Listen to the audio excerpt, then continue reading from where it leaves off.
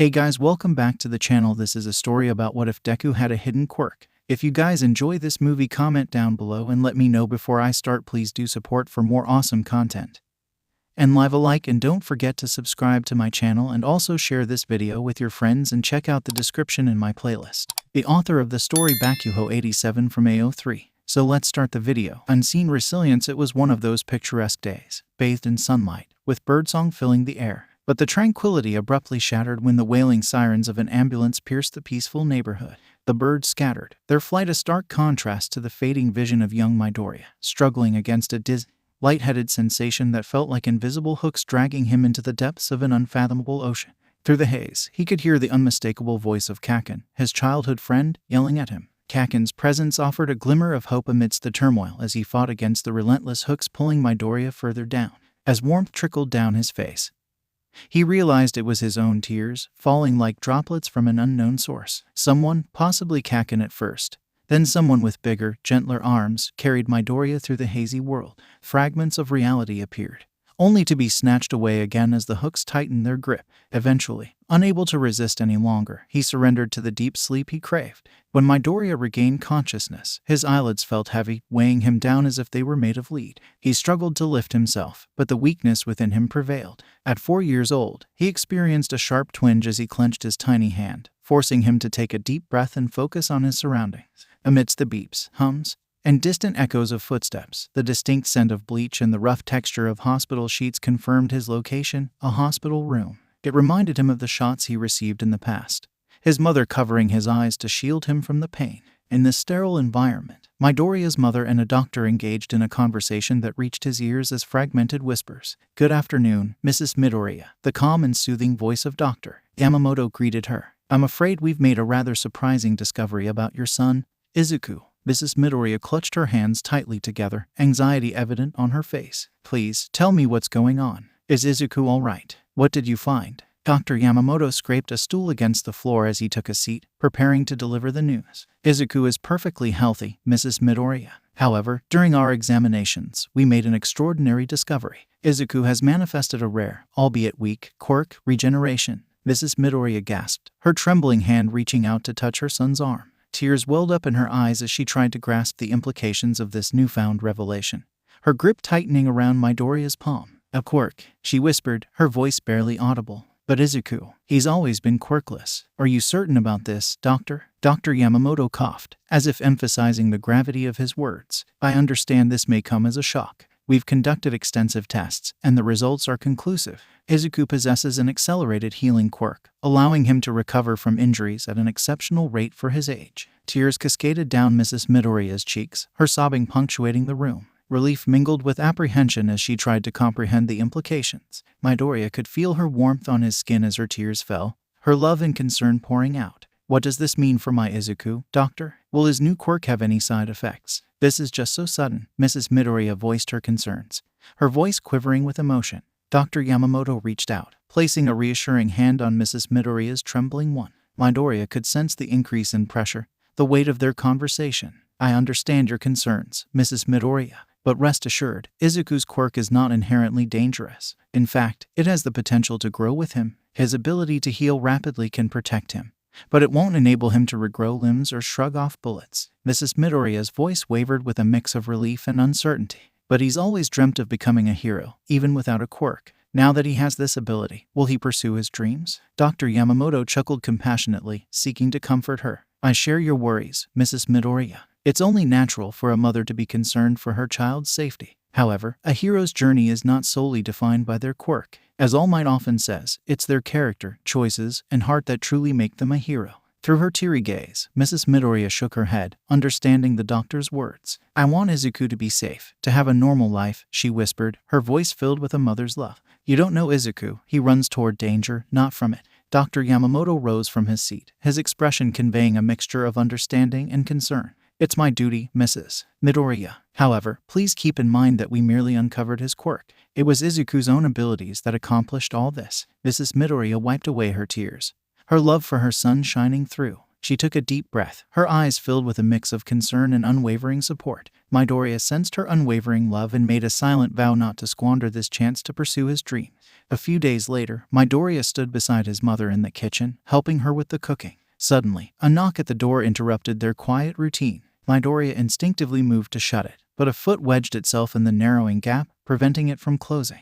It was Kaken, his childhood friend, wearing an expression of controlled anger. Crossing his arms, Kaken's voice lashed out, "Izuku, why did you have to go and get hurt like that? You always mess everything up when I play with you." Midoriya looked over at his mother, sensing it would be better to speak to Kaken outside, away from her presence. I didn't mean to, Kaken. It was an accident. I fell from the jungle gym, he explained, his thumbs twiddling nervously. Kaken grabbed him by the scruff, pulling him closer. His voice turned into a whisper, laced with a mix of frustration and concern. "You're so useless that you can't even be a reliable punching bag. How can you keep saying you'll be a hero when you can't even dodge me?" Tears welled up in Midoriya's eyes, his voice trembling as he tried to defend himself. "I'm sorry, Kaken. I didn't mean to mess up. I just wanted to play like everyone else does with you." Kaken's stern expression softened as he witnessed the tears streaming down Midoriya's face. He hesitated for a moment, then took a step closer, his anger transforming into an unexpected embrace. Resting his head on Midoriya's shoulder, Kaken spoke with a gentler tone, laden with heaviness and unspoken affection. "Look, I don't like seeing you hurt, okay? You're a stupid, useless loser, even if you're always causing problems. But you need to be more careful next time. Promise?" Midoriya nodded, wiping away his tears with the back of his hand as he leaned on Kaken's shoulder. "I can heal with my quirk now, Kaken. I'm not going to be useless anymore." Kaken's heart rate quickened, his initial reaction on the brink of explosion. But he reined in his anger, exhaling a sigh instead. "So just be my sidekick and take all the hits for me, you useless punching bag. I don't want any complaints from you, stupid nerd," he grumbled, punctuating his words with a punch to Midoriya's back, his grip on him tightening. Midoriya's eyes widened with a mixture of awe and admiration. Looking up at Kaken, his voice filled with wonder, he asked, "You really think I can be a hero too, Kaken?" Kaken's eyes widened momentarily, a flicker of rage crossing his features, but he quickly concealed it with a smirk, masking his true emotions. "I don't know, but if you work hard and stop being so clumsy, maybe I'll promote you from my punching bag to my errand boy when I make my own agency." Determination surged through Midoriya, his face lighting up with newfound resolve, his voice brimming with determination. He declared, "I'll work really, really hard, Kaken. I'll become a hero." Kaken's smirk grew wider, his true admiration hidden beneath his cocky exterior. With a dismissive wave of his hand, he muttered, "Yeah, right. Just don't die every time I hit you, Deku." Midoriya looked at Kaken, confusion evident in his eyes. Deku, Kaken, reverting to his arrogant and self-assured self, grinned menacingly. "Yeah, that's gonna be your new name since you're always following me around. Deku, the useless punching bag." Midoriya's eyes widened at the nickname, but instead of being disheartened, he felt a surge of determination. Muttering to himself in his typical fashion, he vowed, "Deku, I'll make that name mean something.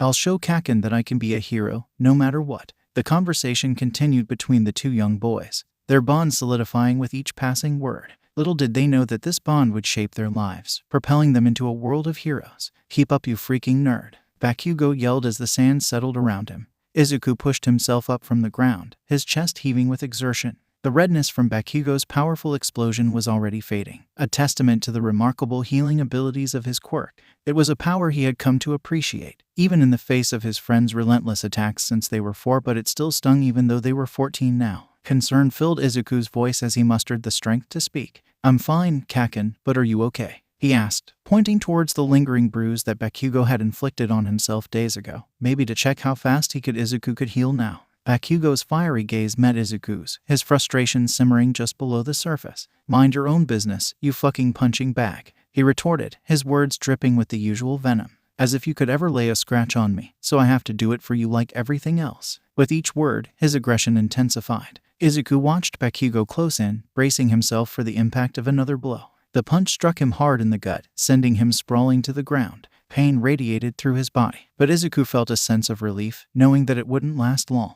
His accelerated healing quirk had already begun its work, mending the damage with each passing moment as he focused on the areas where he was hurt. Struggling to catch his breath, Izuku looked up at Bakugo from the ground, his eyes filled with a mix of shock and awe. "That finally doesn't hurt anymore, Kaken," he said after a few deep breaths, a wry smile tugging at his lips. "Were you holding back?" Bakugo's gaze flickered with a hint of hesitation, his pride clashing with the undeniable truth. He turned away, his voice tinged with a mix of frustration and vulnerability. "I put you in the hospital once," he admitted, his words weighed down with a rare hint of remorse. "I'm making sure you never go back, Deku." With those words, Bakugo abruptly walked off, throwing his bag at Izuku as he had for the last 10 years. He could have made a montage of that moment in a time-lapse, but today it felt more soft than forceful. "Same time tomorrow, you nerd," he yelled over his shoulder before disappearing down the trail that led back to their street. As Izuku watched Bakugo's retreating figure, a surge of determination coursed through him. He knew that he had to push himself even further, to become stronger not only for his own sake but to match the unwavering resolve of his childhood friend. Despite the harsh training sessions and Bakugo's relentless taunting, there was an unspoken bond between them, a connection that fueled Izuku's unyielding spirit. Gathering his belongings, Izuku made his way home, his mind already spinning with thoughts of how he could improve. He knew that becoming a hero would require relentless effort and sacrifice. He had witnessed firsthand the impact heroes could have on the world, and he wanted nothing more than to be a part of that legacy. That night, as Izuku lay in bed, his body aching but his spirit unbroken, reaching into his drawers he pulled out another notebook filled with measurements, timings and other data that made no sense till he retrieved the scalpel inside the spine of the book and flipped to his latest entry, holding the sharp tool between his lips as he tapped his finger on the data and wrote down the next set of data, muttering to himself, taking a rolled-up sake bit on it tenderly, though doing this to himself for the last 10 years he didn't feel anything. But he knew he had to, just in case he did today. 8 inches, he whispered to himself as he closed his eyes and dragged the scalpel in a measured line across his arm.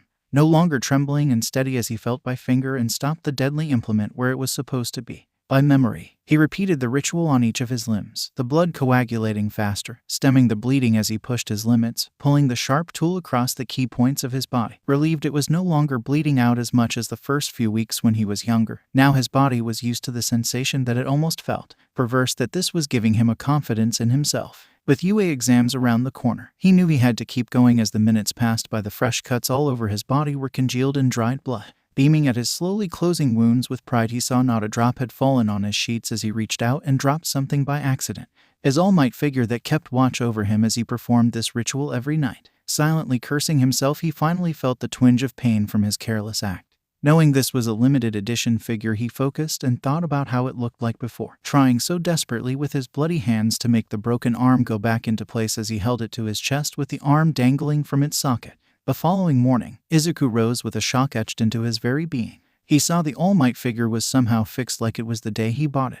The arm socket that was broken somehow had been fixed in place. He wiped away all the dried blood with some wet tissue to see that repaired limb looked much more newer than the other side. Taking out his notebook, he made this entry today with enthusiasm, knowing there was something in his blood that always relied on his thoughts but now his desires. He had to know as he looked away, snapping the other arm off the all-might figure, and then pricked his thumb with the scalpel on his nightstand, covering the socket with every drop. The small cut would heal in less than a minute now, but luckily, as he found after much trial and error, the more he thought it, the more his blood reacted, not only bonding the mechanism but taking shape of the missing joint that kept the snapped piece in place on the plastic figure. He examined it under the magnifying glass as he wiped away the dried blood, and was astonished to find what was left behind matched the plastic in texture and quality, somehow superior to the toy's original materials. His curiosity piqued. He reached under bed for the box of toys his mom kept trying to throw out, most of them broken by accident. He knew he had to experiment more in the coming days as he slashed his palm and with a brush slathering his blood into the damaged parts of his precious childhood figurines while keeping their original states in his mind like it was some magical spell.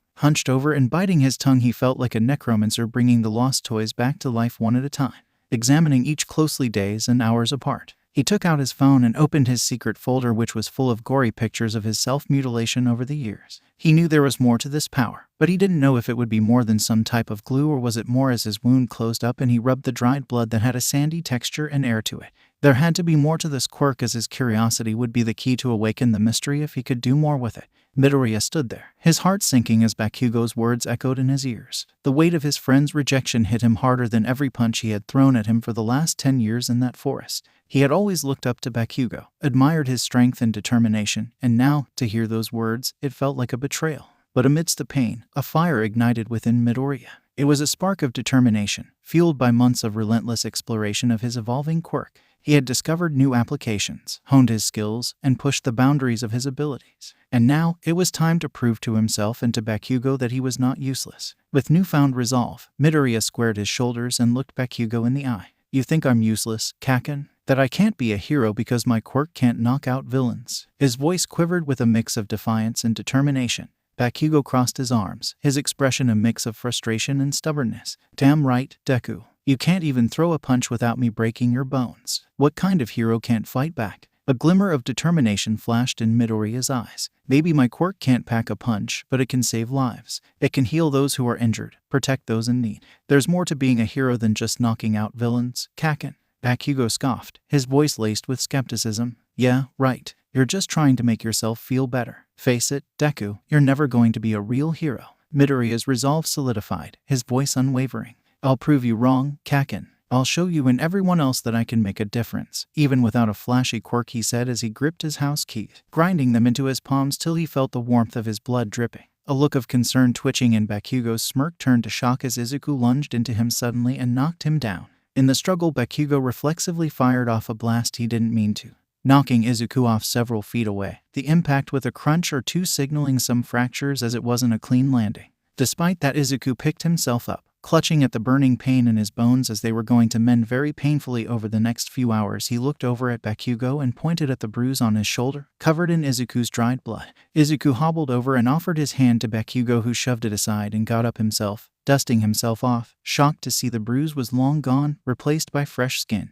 I'll find my own way to be a hero, Izuku said, tears in his eyes as he hugged Bakugo and kept weeping over his shoulder, pulling him in a warm embrace. Bakugo's expression wavered for a moment, a flicker of uncertainty crossing his features, but he quickly regained his composure, his pride refusing to be swayed. Go take a swan dive off some building, you useless nerd. You think healing yourself and me will make you a hero? I've been punching you into this ground for 10 years and you have never punched me back once. Bakugo turned away, a tear streaming down as he walked away from the shocked Midoriya. Stay out of my way, Deku. You're no one's hero if you can't end a fight in one punch, he growled, shooting a middle finger at his childhood friend as he walked off. With that, Bakugo turned on his heel and walked away, leaving Midoriya standing there, a mix of determination and uncertainty coursing through his veins. He knew the path ahead would be difficult, that he would face countless challenges and doubts, but he was determined to prove himself, not just to Bakugo, but to himself. In the days and weeks that followed, Midoriya immersed himself in his nightly training with Bakugo's words ringing in his ears, leading to deeper gashes, pushing himself further than he could, hoping like in the comics he read there would a surge of power, some attack, some power-up. He focused on refining his healing abilities, studying the limits of his quirk, and finding ways to utilize it in combat situations. He researched hero tactics, studying the strategies and techniques of renowned heroes, seeking inspiration and guidance. As he honed his skills, Midoriya also sought out opportunities to help others. He volunteered at local shelters, offering support and assistance to those in need. He became a listening ear, a comforting presence, and a beacon of hope to those who had lost their way as he healed people with his ability. But he could never find that punch which could knock out a villain. Every time he tried to reach out to Bakugo, he would get the cold shoulder. Kaken would not even fire off a warning shot, knowing he could tank it. Even though they sat close together, the distance just grew apart between them till it was his birthday, and all Bakugo always said one word that would make up Midoriya's mind: die. With each passing day, Midoriya's healing grew stronger, not just in terms of his quirk, but in his resolve and his unwavering spirit. He was determined to prove to Bakugo, and to himself, that he could be a hero in his own right, with or without a flashy quirk, as he finally took the final leap of faith in his journey to prove to himself and his friend that he won't be a burden anymore, as he took that first step which would change his life as he tapped on send from his phone and took the plunge. Too bad it was off the roof of his house into the alley. As he was in freefall, he thought about how Bakugo had distanced himself from Midoriya. The memory of their friendship lingered in Midoriya's heart. He couldn't help but feel a pang of sadness every time he thought about their fractured bond. But he knew that dwelling on the past wouldn't bring him closer to his goals. As Midoriya trained relentlessly, word began to spread about the boy who could heal wounds and offer support when it was needed the most. Bakugo would see the value in his unique abilities after this. The world went black as he kissed the concrete. Midoriya stood there, his heart sinking as Bakugo's words echoed in his ears. The weight of his friend's rejection hit him harder than every punch he had thrown at him for the last 10 years in that forest. He had always looked up to Bakugo, admired his strength and determination, and now, to hear those words, it felt like a betrayal. But amidst the pain, a fire ignited within Midoriya. It was a spark of determination, fueled by months of relentless exploration of his evolving quirk. He had discovered new applications, honed his skills, and pushed the boundaries of his abilities. And now, it was time to prove to himself and to Bakugo that he was not useless. With newfound resolve, Midoriya squared his shoulders and looked Bakugo in the eye. You think I'm useless, Kaken? That I can't be a hero because my quirk can't knock out villains. His voice quivered with a mix of defiance and determination. Bakugo crossed his arms, his expression a mix of frustration and stubbornness. Damn right, Deku. You can't even throw a punch without me breaking your bones. What kind of hero can't fight back? A glimmer of determination flashed in Midoriya's eyes. Maybe my quirk can't pack a punch, but it can save lives. It can heal those who are injured, protect those in need. There's more to being a hero than just knocking out villains, Kakin. Bakugo scoffed, his voice laced with skepticism. Yeah, right. You're just trying to make yourself feel better. Face it, Deku, you're never going to be a real hero. Midoriya's resolve solidified, his voice unwavering. I'll prove you wrong, Kakin. I'll show you and everyone else that I can make a difference, even without a flashy quirk, he said as he gripped his house keys, grinding them into his palms till he felt the warmth of his blood dripping. A look of concern twitching in Bakugo's smirk turned to shock as Izuku lunged into him suddenly and knocked him down. In the struggle, Bakugo reflexively fired off a blast he didn't mean to, knocking Izuku off several feet away, the impact with a crunch or two signaling some fractures as it wasn't a clean landing. Despite that, Izuku picked himself up, clutching at the burning pain in his bones as they were going to mend very painfully over the next few hours. He looked over at Bakugo and pointed at the bruise on his shoulder, covered in Izuku's dried blood. Izuku hobbled over and offered his hand to Bakugo, who shoved it aside and got up himself, dusting himself off, shocked to see the bruise was long gone, replaced by fresh skin.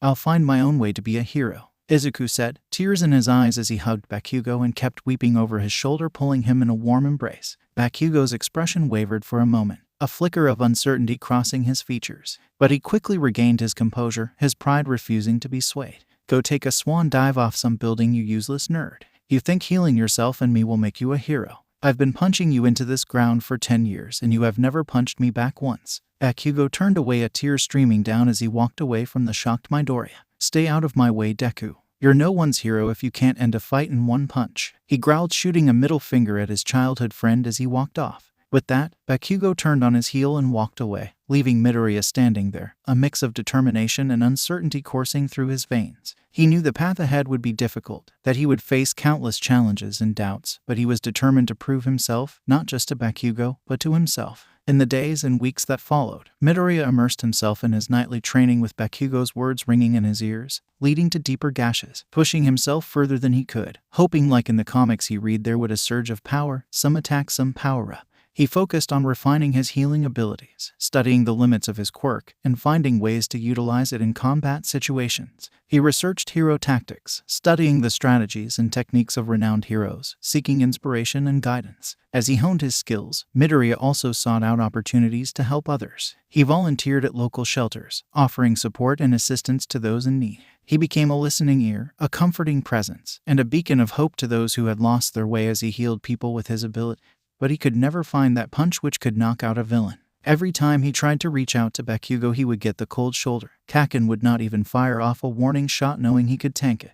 Even though they sat close together, the distance just grew apart between them till it was his birthday, and all Bakugo always said one word that would make up Midoriya's mind: die. With each passing day, Midoriya's healing grew stronger, not just in terms of his quirk, but in his resolve and his unwavering spirit. He was determined to prove to Bakugo, and to himself, that he could be a hero in his own right, with or without a flashy quirk, as he finally took the final leap of faith in his journey to prove to himself and his friend that he won't be a burden anymore, as he took that first step which would change his life. As he tapped on send from his phone and took the plunge. Too bad it was off the roof of his house into the alley. As he was in free fall, he thought about how Bakugo had distanced himself from Midoriya. The memory of their friendship lingered in Midoriya's heart. He couldn't help but feel a pang of sadness every time he thought about their fractured bond. But he knew that dwelling on the past wouldn't bring him closer to his goals. As Midoriya trained relentlessly, word began to spread about the hero who could heal wounds and offer support when it was needed the most. Bakugo would see the value in his unique abilities after this. The world went black as he kissed the concrete.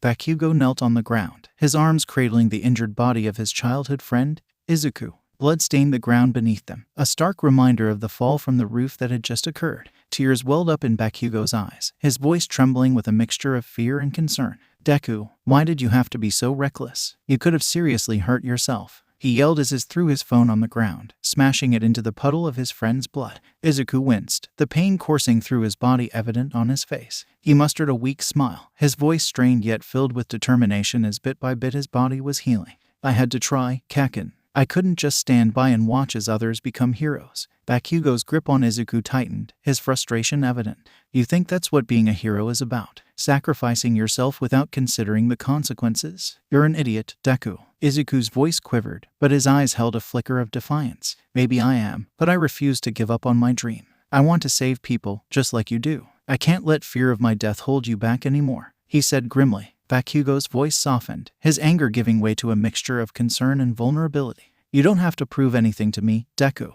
I know you have a strong quirk that won't quit, but you need to be smarter about it. You can't save anyone if you're the one who needs saving. When did All Might ever let himself bleed like you? Izuku nodded, the pain in his body a constant reminder of his own limitations. You're right, Kaken. I need to find a balance, to be smarter in how I use my quirk. I can't keep putting myself in danger without a plan. Tears streamed down Bakugo's face as he pressed his forehead against Izuku's. Their eyes locked in a shared moment of understanding. I don't want to lose you, Deku. You're my useless sidekick, remember. Izuku's voice was filled with sincerity, his determination shining through. I promise, Kaken, I'll learn from this experience. I won't let my eagerness overshadow my own safety. Let me be your shield, I can take it.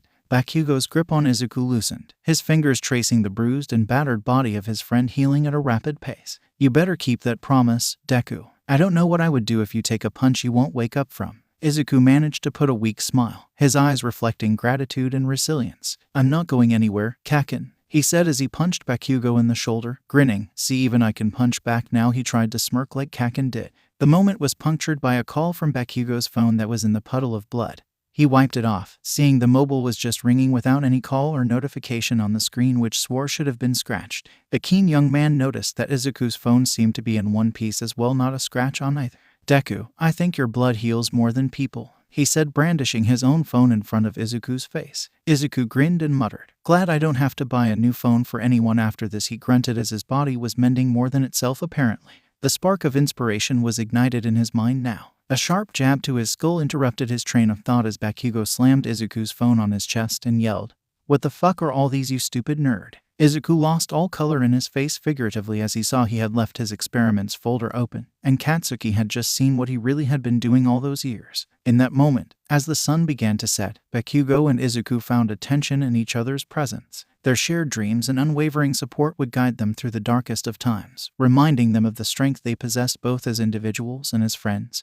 But he knew he would have a lot of explaining to do with Bakugo after. For the first time, he wished his quirk had failed just this once as he felt his body almost completely recovered, dreading every minute of the conversation they were about to have. Bakugo had stormed through everything in Midoriya's room, his face flushed with anger and concern with every notebook he found. Izuku reeling from the emotional pain as each year's notebook found by him felt like a fresh wound in his heart that stung something he would never be able to heal as the gods of guilt and shame squeezed him like a stress ball ready to pop. Bakugo's eyes scanned the room, taking in the scattered notebooks filled with pictures and notes from his phone, cross-matching each date and time after their daily training in the woods. His burning gaze fell upon Midoriya, who stood there, visibly shaken, tears streaming down his face as he knew Bakugo feels like he was the fool for all those years. What the hell is all this, Deku? Bakugo's voice was filled with a mix of anger and confusion. He tore up one of the notebooks, ripping through the pages, his eyes widening with each image of self-inflicted wounds and experiments as he tossed the phone back at Izuku, breathing like a wild beast that was catching its breath before it tore him apart. Midoriya trembled, his voice choked with emotion.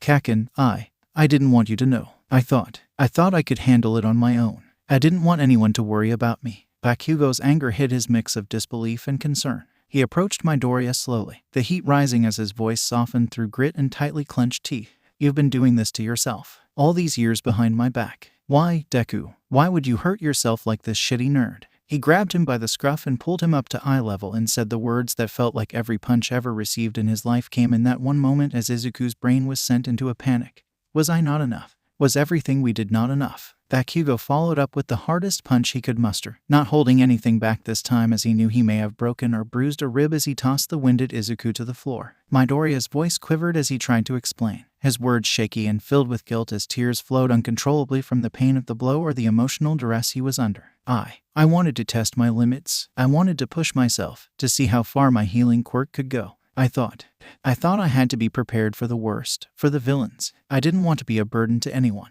especially you, knowing I can take hits you can't. Bakugo's eyes filled with tears, his voice breaking as he spoke. Deku, how could you think you're weak? We're supposed to be friends. He took a deep breath and tried to say the words calmly as he could as he saw the look of surprise from the tearful Izuku. Deku, why would I waste 10 years on you if you weren't the best punching bag? He clenched his fist as he took a brief pause. You should have told me. I could have helped you, and it hurts that you still look down on me after taking my heaviest punches, my greatest blasts. I never held back with you. He pulled up the chair and sat down with his arms crossed on the back of it, resting his head on it, refusing to look at Izuku as he took deep calming breath and spoke. I never knew how you could take more than I could dish out all these years. Even at my 100% I felt like one day I won't even scratch you. Now I know how you really got ahead of me. And it pisses me off you didn't think how I would feel. He clenched his fists, digging the nails in deep as Izuku looked on as his captivated audience. You're supposed to stay behind me, shitty sidekick. Let me take the risks. Let me protect everyone. I don't care if you can shrug off blasts, bombs and cuts, it still hurts you, doesn't it? He yelled as he sobbed into his arms, the breaths getting deeper as he was letting it all out. Do you think I'm some extra who will die in some shitty alley like you swan diving bastard? He bit his lip and just took a long pause between them. Midoriya looked up at Bakugo, his eyes pleading for understanding. I didn't want you to worry, Kaken. I didn't want you to see me as useless. I wanted to prove I wasn't only a punching bag. I have to become a hero who could protect others like All Might, he said with a passion, hoping to snap him out of it. Bakugo got up and grabbed the All Might figure from the desk, then knelt down in front of Midoriya. His voice filled with a mix of frustration and affection as he held it to his face. You think hurting yourself makes you strong. You think it's the only way to become a hero like him. Deku, that's messed up. You ever see All Might bleed? You think he's number one because he ends it in one fight. He is All Might because he does it without a bruise or scrape for the cameras with a smile. He put the figure down and held his head down. You hurt me today like no villain ever will, Deku. If you do this again and don't tell me, it's over. We will never be friends again, you fucking nerd. He yelled with a passion at the floor. Midoriya looked at Bakugo, his eyes pleading for forgiveness. I'm so sorry, Kaken. I never wanted to hurt you. I thought I could handle it alone. But I realize now that I can't. I need you, Kaken. I need your support. Bakugo's anger subsided, replaced by a fierce determination. He finally looked at Midoriya and embraced him tightly, their tears mingling together. You're damn right you need me, Deku. Midoriya clung to Bakugo, his voice filled with sincerity. I promise, Kaken, I'll never hide anything from you again. From now on I'll. He went silent, knowing his muttering might make Bakugo explode like a volcano at any moment. As they held each other, the weight of Midoriya's secret lifted, replaced by a newfound understanding and support. They knew the road ahead wouldn't be easy, but together, they were ready to face any challenge, united in their pursuit of becoming true heroes. Bakugo held Midoriya tightly in his arms, a mixture of relief and determination filling his heart as his heartbeat started amping down. But as the silence settled between them, he felt the need to make his point clear. Listen, Deku, Bakugo said, his voice firm and unwavering. I'm glad you're willing to change and focus on using your quirk, but I won't stand by and watch you destroy yourself again. Or pro hero or not, I will kill you faster than any villain could, like the shitty selfish nerd you are. Midoriya looked up at Bakugo, his eyes filled with a mix of understanding and regret. He knew the weight of Bakugo's words, the gravity of the ultimatum. He nodded, his voice filled with a quiet determination. I hear you, Kaken, Midoriya replied, his voice steady. I promise you, I won't go down that path again. I've learned my lesson. And I won't let my actions hurt our friendship. Bakugo's grip on Midoriya tightened, his voice filled with a mix of love and concern masked behind the stern and hot tone. I mean it, Deku. We've been through too much together. I won't let you throw it all away. Now punch me like All Might would. He barked the command at the confused Izuku. Midoriya hesitated, his voice filled with concern. I can't, Kaken.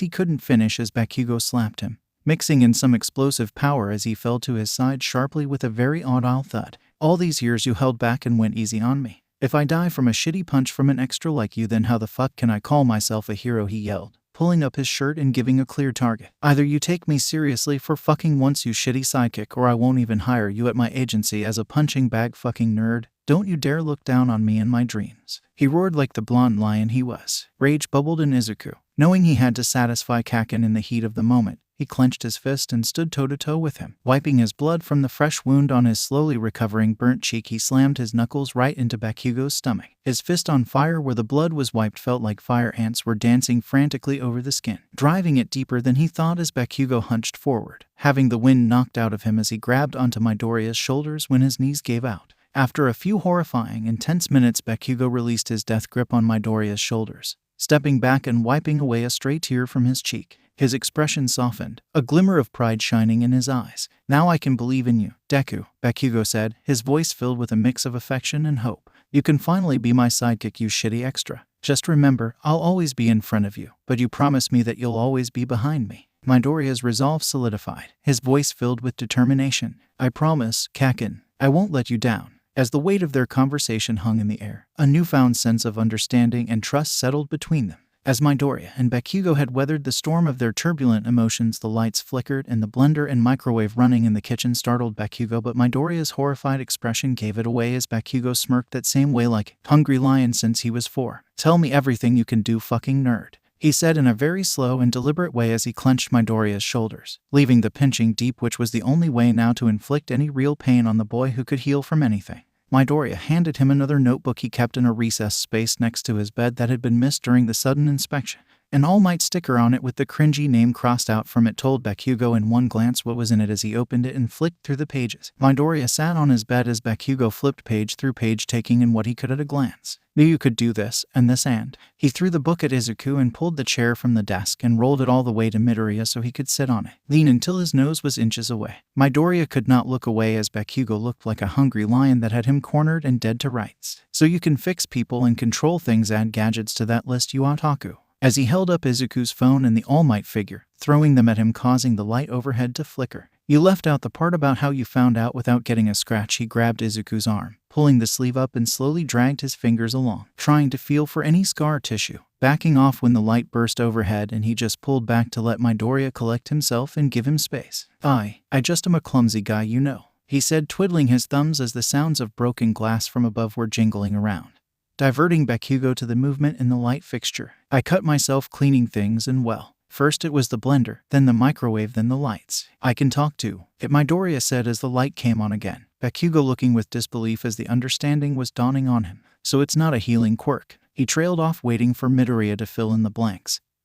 Bakugo couldn't hide his interest. Midoriya crossed his legs and rubbed the dusty dried blood off his fist as he blew the fine powder it would become after it has been used up in a puff. "I don't know what it is," he said with his head hung low. "All I know is it's in me and it listens when I tell it to do something, anything." He trailed off, looking away from Bakugo as he knew there was something dark being left out, but for there to be any peace it had to come out. "I can heal, harm, break down, do anything I can think of," Midoriya said as he threw the All Might at Bakugo. Inches from his face, the All Might figure disintegrated into a puff that enveloped him in smoke, Bakugo inhaling some of it and gasping as he felt a catch in his throat, the intensity of his muscles convulsing against every command, every signal from his brain. He was choking as his body refused to breathe, hitting himself in the chest, but his lungs refused to draw breath as he coughed and retched out what precious air he had left in him, fear creeping up as he looked at Deku, who shot him a morbid look that suddenly allowed him to breathe again. I feel like a villain. Who can I save with a smile if I can't control my thoughts?" Izuku sobbed. His hands dug into his face, the nails dug in deep, leaving cuts as the electronics in the house started to go crazy.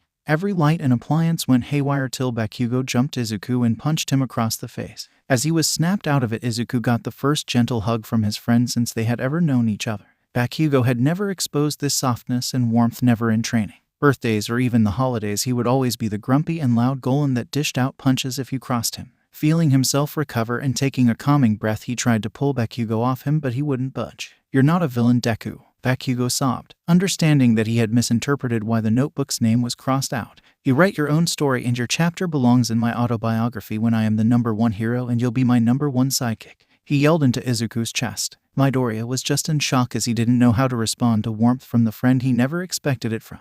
"I'm not going to be weak anymore, Deku. I'm not losing to a shitty nerd like you," Bakugo said with a booming determination, striking Deku's chest in a rage. "I will protect everyone, even useless punching bags like you," he said as he looked Midoriya in the eyes finally and said one thing that etched this moment forever. "I know how you felt about me, Izuku, but I don't know how I feel about being protected by someone like you." Bakugo finally pulled back and sat down with his palms holding his face in defeat. "I know why you can't hit me. Why you can't be serious with me when I train you, and no matter what I do we're bound by some shitty red thread of fate like some cheap-ass Metro novel," he growled. Midoriya reached out and touched Bakugo's shoulder but pulled back almost immediately, recoiling at the expected punch or walkout from the panicking Bakugo, who was finding the one secret he never wrote down in any notebook but he knew had all over his face. "UA is in 6 months. Bakugo grabbed his hand before he could pull it away.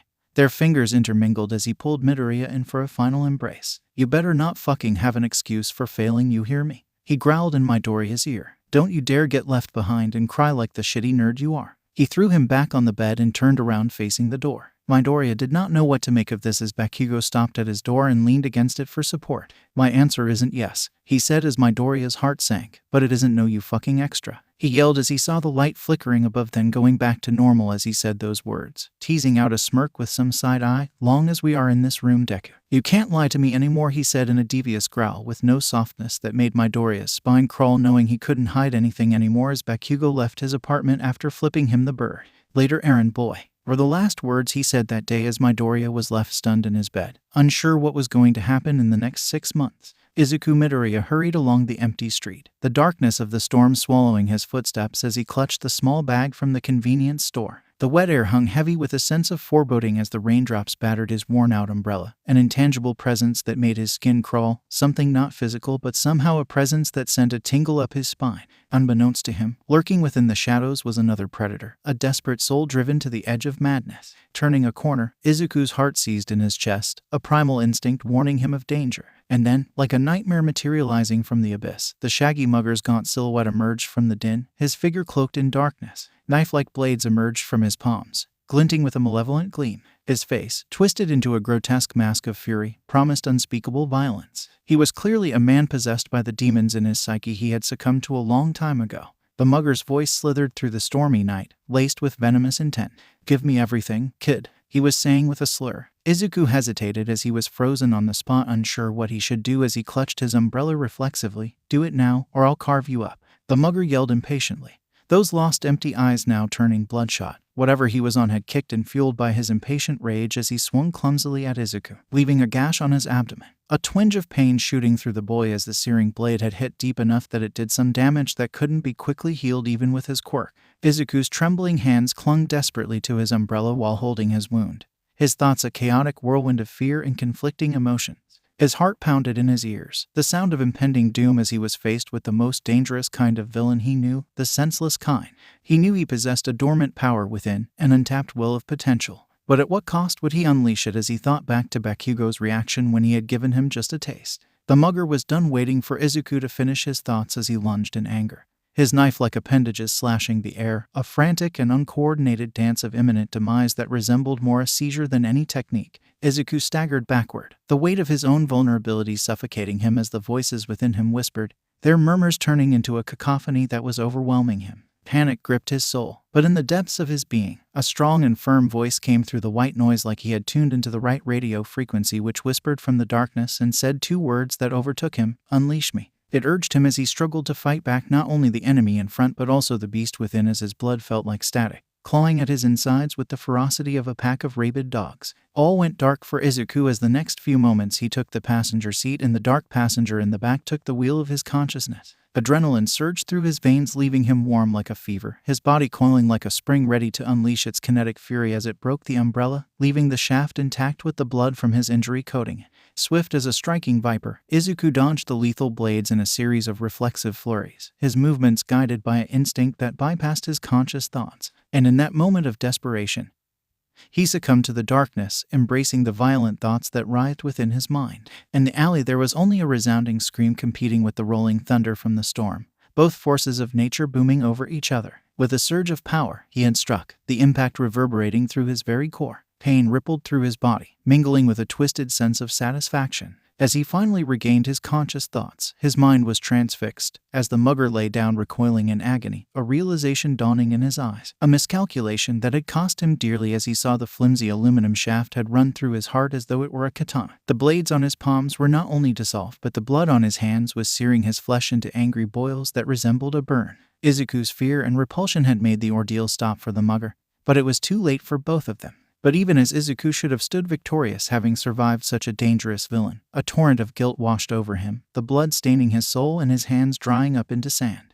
The knowledge that he had willingly embraced the violence within himself gnawed at his conscience. He was becoming a monster, albeit one forged from desperate circumstances. He turned around panicking, hoping there was a way to fix this. He bit his thumb thinking maybe he can heal the mugger, but how would he explain the damage to the police? His mind awash for a minute or so, lost in contemplation of dozens of scenarios and excuses, drowning out the swarm of voices. As the mugger's breathing faltered, the umbrella shaft now dissolved and turned to dust. Izuku's trembling forced him to collapse to the ground on his knees. Tears mixed with the dried blood on his hands, an amalgamation of sorrow and regret. The bag, forgotten and abandoned, lay discarded in the shadows. His breath ragged, Izuku gazed upon his battered hands, the weapons that had meted out justice in the most villainous of ways. He swore to Bakugo just days ago, vowing to be better, not to sacrifice his humanity. The darkness would not claim him fully.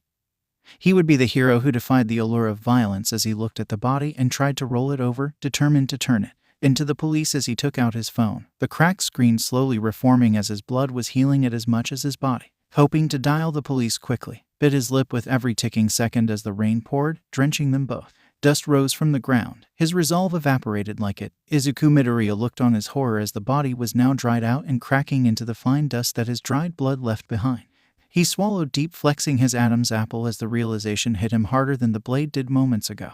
His tender heart heavy with the weight of his actions, at the time not knowing they were not his. He would hear the darkness gathering in his mind, their voices resounding like a million ants skittering about within his psyche that threatened to consume him, becoming a beacon of dread in his world teetering on the edge within the depths of his soul. A flicker of a voice emerged again to speak one word like a herald from the void of the swarm. Clean, he knew there was something more to this quirk as he saw the corpse dust turn into a brownish-red puddle as it dripped down the streets, looking more like a rust runoff than the flesh and blood it used to be. Izuku steeled himself and forced himself to walk back and figure this out, wondering frantically how he was going to tell Bakugo. Midoriya's room, once his sanctuary, now filled with gifts from Quirk, was pumping him full of anxiety and dread, as the buzz of the voices were now a hum in the back of his mind, affording him some reprieve after the trauma he just went through. The dim light casting eerie shapes upon the walls, thinking everything he had made using his quirk would come alive and absorb him like it did to Mugger, was filling him with an existential dread. He knelt down and opened a small door under his bed, holding with trembling hands the blood bag as though it were a live grenade with a mix of reverence and unease, its contents a chilling reminder of a demon he was about to confront. He could help but put on a half-baked macabre grin as he marveled at the twisted irony of it all. Bakugo, the harsh voice in his life, had inadvertently shown a glimmer of compassion, guiding Midoriya towards a safer method to satiate his recklessness for experimentation by helping him get this chiller from an unknown acquaintance, and would drop by to help him drain as much as he could under his supervision. Steadying his trembling hands with the reassurances of Bakugo so far, he opened his notebook, its pages filled with cryptic scribbles and diagrams documenting his ad hoc experiments. The overly bright glow of his smartphone illuminated his face as he scrolled through archived videos, each one a testament to his growing power. Notes hastily typed on his phone and notebook. He thought he was going to fly to great heights, but today's Icarus dive showed him things he knew he could not comprehend.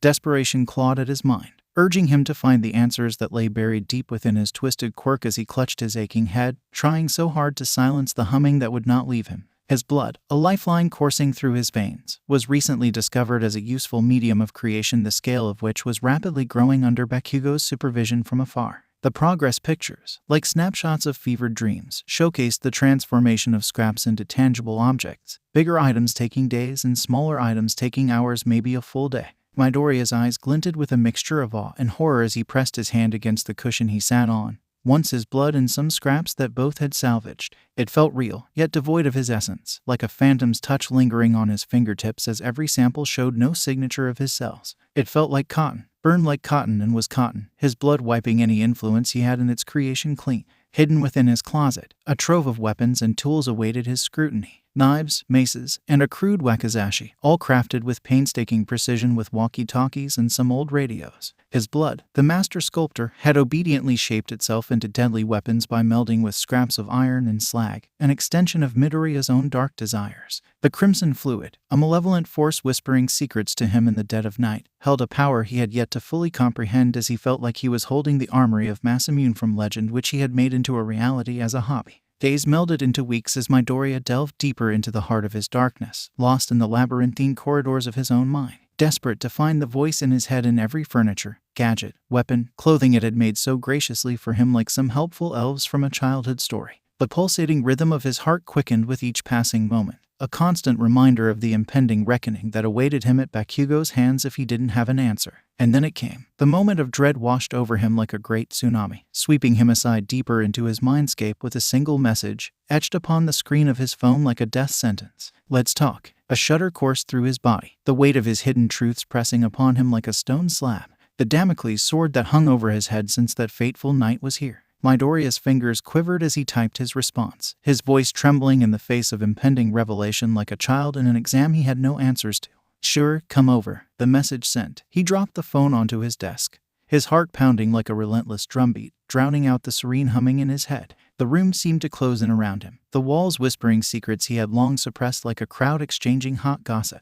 Tonight, the truth would be laid bare, and Midoriya did not know if his soul would bear the weight of its own darkness. The room crackled with an electric tension as Midoriya and Bakugo stood face to face, their emotions swirling like a tempest as the lights were flickering with Midoriya's spiraling despair. Bakugo's eyes seared with a fierce rage, his muscles taut, as he fought to contain the volatile storm brewing within him. Midoriya, on the other hand, crumbled under the weight of his own turmoil, his tears flowing like a river of despair, drowning him in the cacophony of the voices that tormented his mind. Bakugo's voice rumbled volcanically, laced with an undercurrent of fury that threatened to consume him. Damn it, Deku, how could you let this happen? How did your quirk become a weapon under my nose? You promised me no more secrets. Midoriya's voice trembled, his words choked by sobs that racked his body, the voices like a hive buzzing louder as Bakugo's words barraged him. I didn't mean for this to happen, Kaken. I never wanted to hurt anyone. The voices, they won't stop. They're driving me mad. He grabbed his hair and tugged at his hair in despair. Bakugo's jaw clenched, his fists trembling with restrained rage at himself. He took a step forward, his gaze piercing through Midoriya's crumbling facade. You think the voices excuse what you've done? You are responsible in controlling your power, he said as he raised his hand and produced controlled sparks as the room went dark. We all have demons, Deku, but it's how we confront them that defines us, Bakugo said with his head held down in a personal defeat as he sat down on the small couch in the room inside. Midoriya's anguish deepened, his tears falling like rain, his body convulsing with each sob. I can't control it like you, Kaken. The voices, they consume me. They push me to the edge, urging me to do things. He trailed off. Bakugo's voice grew hoarse, the strain of his own inner battle palpable. He fought to rein in his anger he felt at failing his friend, to temper the flames of fury that threatened to consume him. You think I don't struggle, Deku? You think I don't have my own demons? But I refuse to let them control me. I refuse to let them turn me into a monster. The only way with our kind of power is to let it all out, nerd. He looked at the blades that Deku didn't have time to put away before he had arrived, the gears in his head shifting as inspiration struck. Midoriya collapsed to his knees, his voice choked with desperation. I'm sorry, Kaken. I'm sorry for the pain I've caused, for the life I've taken. I can't bear it anymore. The weight of my quirk, the torment of the voices. It's too much. You have to kill me before it happens. I don't know much longer I can hold them back. Bakugo's anger flickered, momentarily overshadowed by a flicker of compassion. He knelt down beside Midoriya, his voice softer but tinged with a resolute determination. Listen to me, Deku. You are not defined by your quirk. You are not a fucking side character. You have the strength to put up with me. Now you show that voice in your head who you really listen to, he said with a cocky grin, flipping the knife on the couch between his fingers and throwing it at Midoriya, the metal turning to dust as Izuku flinched, its residual dust spraying over him as Bakugo laughed and picked up the katana next and handed it to Midoriya. Midoriya's tears continued to flow, his voice a broken whisper. But how, Kaken? How can I control something that consumes me, that drowns out my own voice when you're not around? He looked at the katana and squeezed the blade, cutting deep into his fingers to cope with the grip the relentless murmurs had in him, fighting to hold the door of his mind shut to their entry. Bakugo's grip tightened on Midoriya's shoulder, his voice fierce but punctuated with something Izuku had not seen since he was 4, a reassuring smile that told him that he was safe now. You want to stay my sidekick forever, Deku? Where did all that big talk of being All Might go? Bakugo's smile betrayed his intentions as Midoriya's eyes went wide, and in a split second Bakugo had impaled himself on the katana, his blood dripping as the living metal sheathed in him, vibrating in the telltale hum he heard on that stormy night over all the thunder clapping. The trauma rushing back as the voice was speaking, but Izuku ignored it as he yelled, Kaken. No, face your demons head on. Don't be a shitty sidekick and save your boss already. Bakugo yelled as he banged his forehead against Midoriya and locked eyes, twisting the blade and holding onto it fiercely as Izuku struggled to pull it out.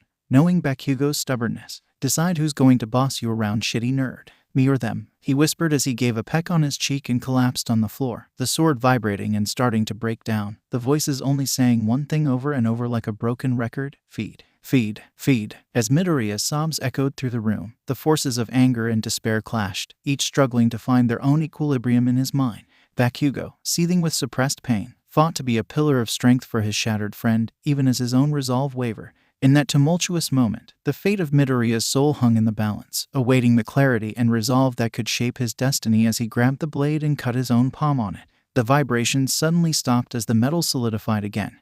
He took a breath and visualized the crowd in his mind, the voice wearing a hood which obscured its dark face just as its intentions. All Izuku had to say was one word that shut the voices down. Enough, he yelled as the sword broke up into dust in his hands and his mind in the real world. Bakugo hit him with a small concussive blast in the gut which made him fall on top of him, the severely injured Bakugo dribbling blood as he spoke. "Fix me up already, you shitty sidekick," he said in his cocky tone. "You don't get a raise for killing your boss, shitty nerd." He coughed as Deku got another knife from the couch and extracted blood to heal Bakugo. The lights in the apartment stopped flickering as the first time in weeks Izuku was free of the voices as he focused on what was important, saving a life today. The UA entrance exam that had felt months away flew by Midoriya's notice as he held his admission ticket and squeezed the hard plastic token between his palms while his future loomed before him. Months had fizzled away into a vague montage through which he hoped to forge his path as a hero with Bakugo's insane idea of training that held nothing back and definitely broke more than Quirk regulations, bordering on terrorism and torture which he had to endure very literally. In his pursuit of combat prowess and mastery of his unique quirk,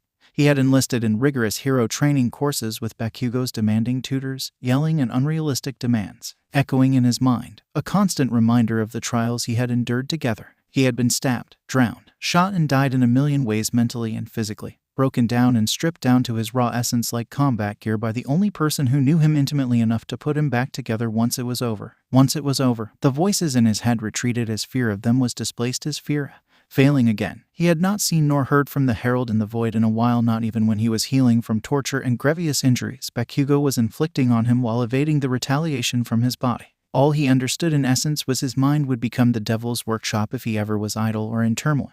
The swarm in him is always restless when he was not putting it to work like a pent-up animal. He gave it work to keep them from gnawing at his fractured psyche, knowing if he didn't throw the swarm a bone, the Herald would. There could only be one driver in his mind, and Bakugo made sure that Midoriya took the wheel every time as the gates opened to the UA testing grounds. He went in alone for the first time, facing danger without Bakugo here to stop him if something went wrong.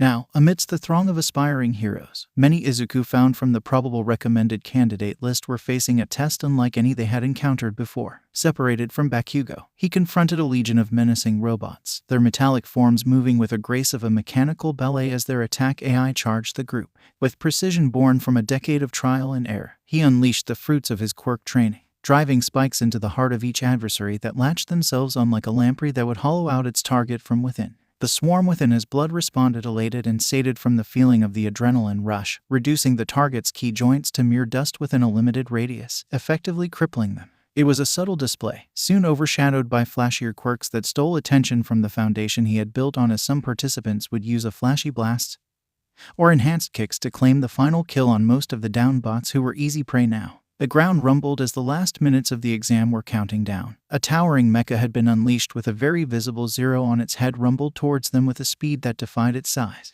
In the midst of the chaotic fray of fleeing students, knowing that the monster was worth 0 points, Izuku's pleas to rally some of them for a counterattack fell on deaf ears, since no one wanted to be taken out and forfeit their hard work in the moment. He thought about withdrawing himself as he saw he was down a few blood capsules and a smoke canister that had aerosolized blood in it. Not nearly enough to even scratch the lumbering hulk that would be on him in minutes as debris rained around him. Before Izuku could run, he was stopped by one desperate cry for help. His attention was drawn to a girl ensnared beneath a cascade of falling debris that should have crushed her from the weight alone, but somehow she was just lucky to be pinned under it. The giant's rumbling made the falling debris crumble, adding more weight she could not pull out of without help. Adrenaline gripped him like a fiend. Anguish etched upon their faces as Izuku had reached the round-faced girl, the tremor from the giant snapping him out of it. Determined to aid her, he swiftly threw all his blood capsules at the debris, hollowing out the concrete as the metal rebar was being dusted by his swarm. The obstruction being cleared with meticulous care as he focused on guiding the swarm to the right targets, the debris yielded with unnatural lightness as he lifted the loose rocks, and the girl triumphantly pulled out her pinned leg, thanking Midoriya with a relieved glance. Before he could reply, a resounding tremor threw him off balance towards her, and he quickly recovered his balance on reflex. Both of them were staring up at the colossus that had its big red eye set on them, blocking the sky. United by circumstance, Midoriya grabbed the girl who lagged behind, her leg clearly broken or badly sprained. Something he stopped and put her on his back. His speed was nowhere near what they needed as the giant brought its massive arm low and engulfed them into a dust cloud that threatened to swallow them till he was suddenly floating above it. Looking back at her, he understood she could make things lighter, and inspiration struck as he fumbled with his blood grenade. They couldn't run, so they'd have to fight, he knew internally. The dust choked him before he could speak. non-verbally letting her know to hang on to the tower of debris while he was light as a feather. As she caught the jutting column of concrete and rebar, Izuku rapidly dislodged her from his grip. The girl now safely on the ground, he threw the few remaining blood capsules at his feet, the swarm sizzling underneath him as it cracked the concrete in a concussive blast that propelled his lightened body at the kaiju that tried to swat him with its lumbering arm, missing him by inches. Amidst the encroaching peril, Izuku's mind raced in those seconds as he landed on the collar of the massive 0-point boss, weaving intricate webs of strategy as he surveyed its neck and head. He found a hatch meters away from where he had landed near the neck of the mechanical monster. Thinking it leads to the control center, he clutched his blood grenade tightly, his resolve unyielding as he sliced his palm with the small knife in his boot and smeared his blood into the metal, which rapidly dissolved. He tossed the blood aerosolizing grenade within the mechanical wound, the clanking as it fell in between the nooks and crannies, infiltrating its innermost sanctum, hearing the aerosolized hiss spraying his blood like a fine coat of paint on its way down.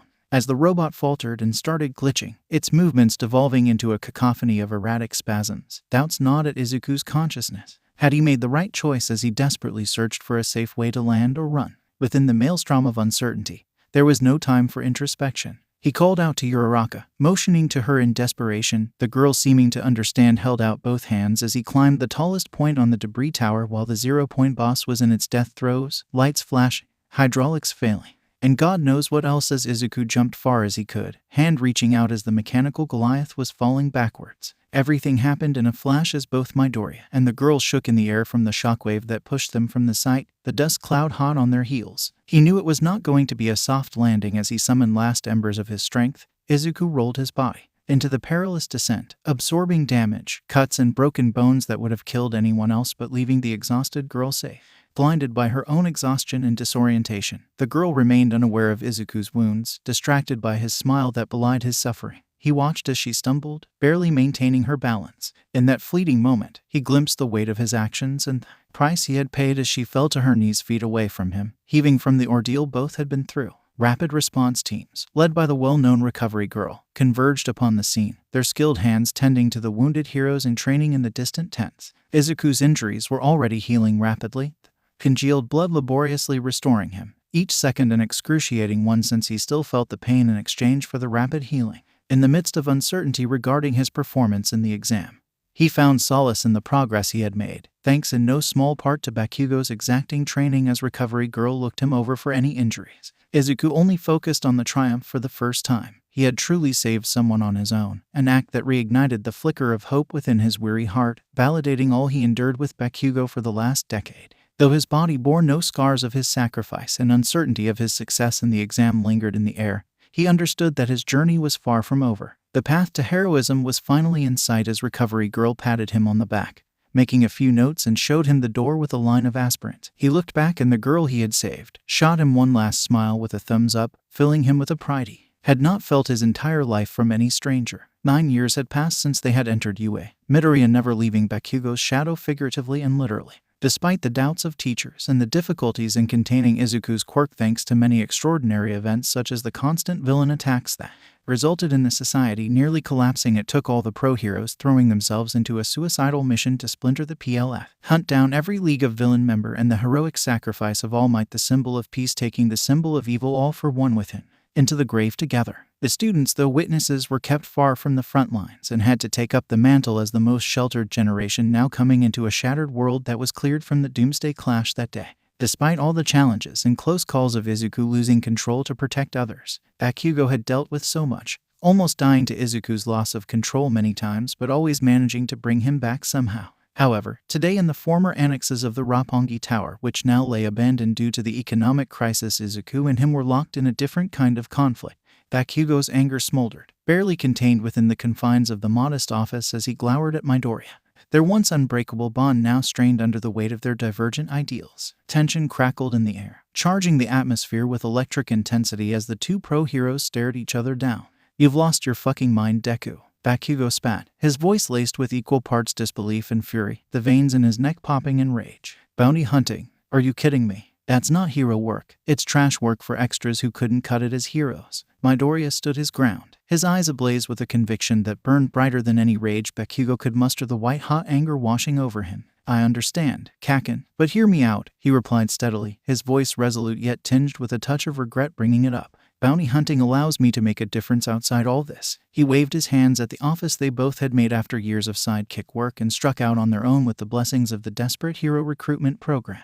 There are villains who slip through the cracks, who evade justice. I want to be the one who tracks them down, who brings them to justice, he said, holding up his data slate filled with headlines of convicts and PLF terrorist reports. Shaking it in front of Bakugo's face was a mistake as he grabbed it and blew it up in his palms, a threat or tactic that didn't even faze Midoriya after years of hero work. Bakugo scoffed, his voice dripping with scorn. You think you can handle that kind of responsibility? It's not just about capturing villains, Deku. It's about understanding your quirk and how easy it is to lose yourself. He traced a scar across his face that ran all the way down his chest and kept going.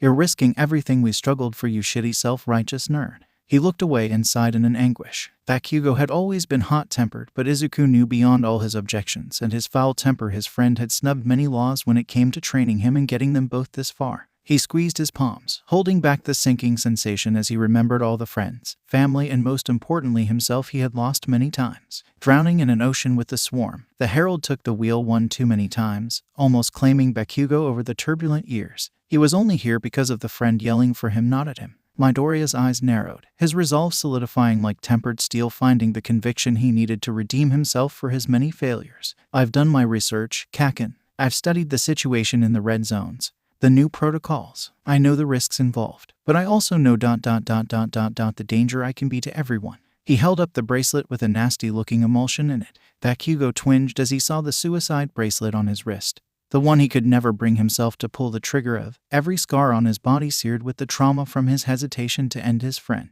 However, I can neutralize threats now. Let me show you how much I have grown. I have to bring justice to those who have slipped through the cracks like All Might used to. He pleaded desperately, tears welling in his eyes. Bakugo's fists clenched at his sides, his face contorted with frustration. You're not invincible, Deku. What happens when you come up against a villain you can't handle again? He hinted at the dark passenger who he had met one too many times by now. I'll handle him, Midoriya responded coldly with a faux resolve that Bakugo scoffed at. What then? You think your powers won't take you over? That shitty extra inside you is just as fucking stubborn, Bakugo retorted as he got up and stared him in the eye. Inches away, the sparks flying.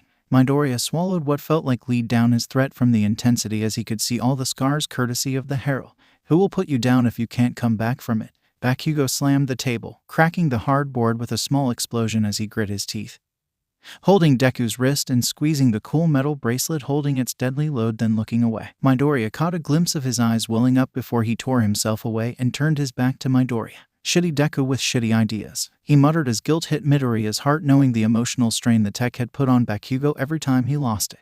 Midoriya's voice softened, his eyes filled with a mixture of determination and vulnerability as he rebuked himself for his past failures. I know the risks, Kaken. I'm not blind to them. But if I can't make a difference, if I don't bring closure to those left behind, he choked, taking a deep pause before he said the next words very carefully with a smile. I want to be more than just a hero. I want to be a symbol like he was. Izuku smiled but was hit by an angry punch to the face by a flustered Bakugo. Bakugo's anger simmered, his refusing to lock with Midoriya's unwavering stare. You're playing with fire like you always do, shitty Deku. Being all selfish and hiding behind your useless ideals. Guilt is consuming you. I can't stand by and watch you throw your life away like you did when Auntie and Co and my mom. He reached into his drawer and handed him a folder with papers, wiping away a tear from the memory of loss they both had faced when their neighborhood was wiped out in the blink of an eye. Midoriya's voice quivered, the weight of their fracturing friendship etched upon his face. I get what you mean, Kaken, but this is something I have to do. I have to grow up. I have to be stronger, he yelled, standing up abruptly as his blood pumped, the memory of the UA war surging back to the front of his memories. Bakugo snapped his fingers at Midoriya, bringing him back from the dark days he was lost in, tapping at the folder on the desk as he looked away. Midoriya picked up the folder and flipped through the pages, each one painting a bigger look of shock and surprise than the last one. Is this RR, Kaken, I thought. He muttered like he was 4 again, Kaken's Cheshire grin clearly peering from the edges of his mouth. Bakugo sat down and looked Midoriya straight, those red eyes dancing with a mischievous fire burning deep into his soul, tingling all the way to his core. I never said no in 20 years did I, you shitty sidekick. Smirking smugly as his masterstroke had destroyed Izuku's resistance to listen to him again. Silence enveloped the room, a heavy tension that hung between them like a deep mist. Bakugo's gaze softened, a flicker of understanding dancing in his eyes. You've always been stubborn, selfish, useless, and reckless, Deku. I can't change that. He reached out tenderly across the cracked table and took Izuku's hand, giving it a squeeze that Izuku had craved since he was 4. It only took Bakugo 20 years to return the feeling he yearned for. Let's be stubborn, selfless, useless, and reckless together then. He growled with that devilish smile as he handed him a pen, always the one planning ahead. Midoriya nodded slowly, gratitude mingling with determination in his expression. I promise, Kakin,